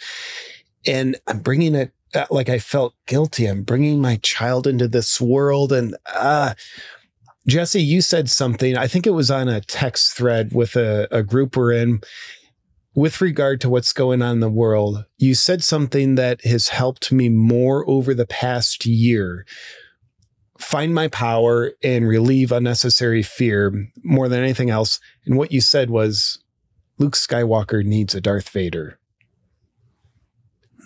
Darth Vader is what allows Luke Skywalker to grow, find his inner resource, self-realize, and become who he's destined to be. Luke Skywalker can do that in a short amount of time if he's got Darth Vader. Might take lifetimes if he's got coziness. Mm-hmm. So anyway, thank you for dropping that wisdom on me. Thanks for sharing that, man. My brother. Yeah. We'll wrap it up. We done? Did we solve all the world's problems just then? That's pretty. What if they stopped recording like an hour ago? In trouble. Or we get out of here and like, COVID's done. Yeah. You're just done with it. There we go. Good job, guys. You solved it. Why don't we wrap it up, you guys? I'm going to have to. Awesome. Great. Yeah, awesome. Doctor, you. amazing. Thank Really you. appreciate you. Thank you. And God JP, bless. always good to see you, dude. Matt, really nice to connect, man. Absolute pleasure to Yeah. meet you guys. Dr. McCullough. Smart, Yeah. smart guy, Yeah. went to law school. Hey. That's great. There There you go. Yeah, and It thank was a you thing for to your do. service to Yeah. humanity, Absolutely. Dr. McCullough. You aren't doing what's easy, but you're doing what you know is right in your heart. And I just want you to know there's millions of people that look at what you're doing, and we know it's right in our hearts as well. So thank you for your service. Thank you. I am Matt Bilinsky. Once again, you can listen and subscribe to The Prevailing Narrative on the iHeart Radio app, Apple Podcasts, or wherever you're listening right now. Make sure to follow me on my socials at Matt Bilinsky, MattBilinsky. The Prevailing Narrative is a Cavalry audio production in association with iHeart Radio. Produced by Brandon Morgan, executive produced by Dana Brunetti and Keegan Rosenberger. For Cavalry Audio, I'm Matt Bilinsky.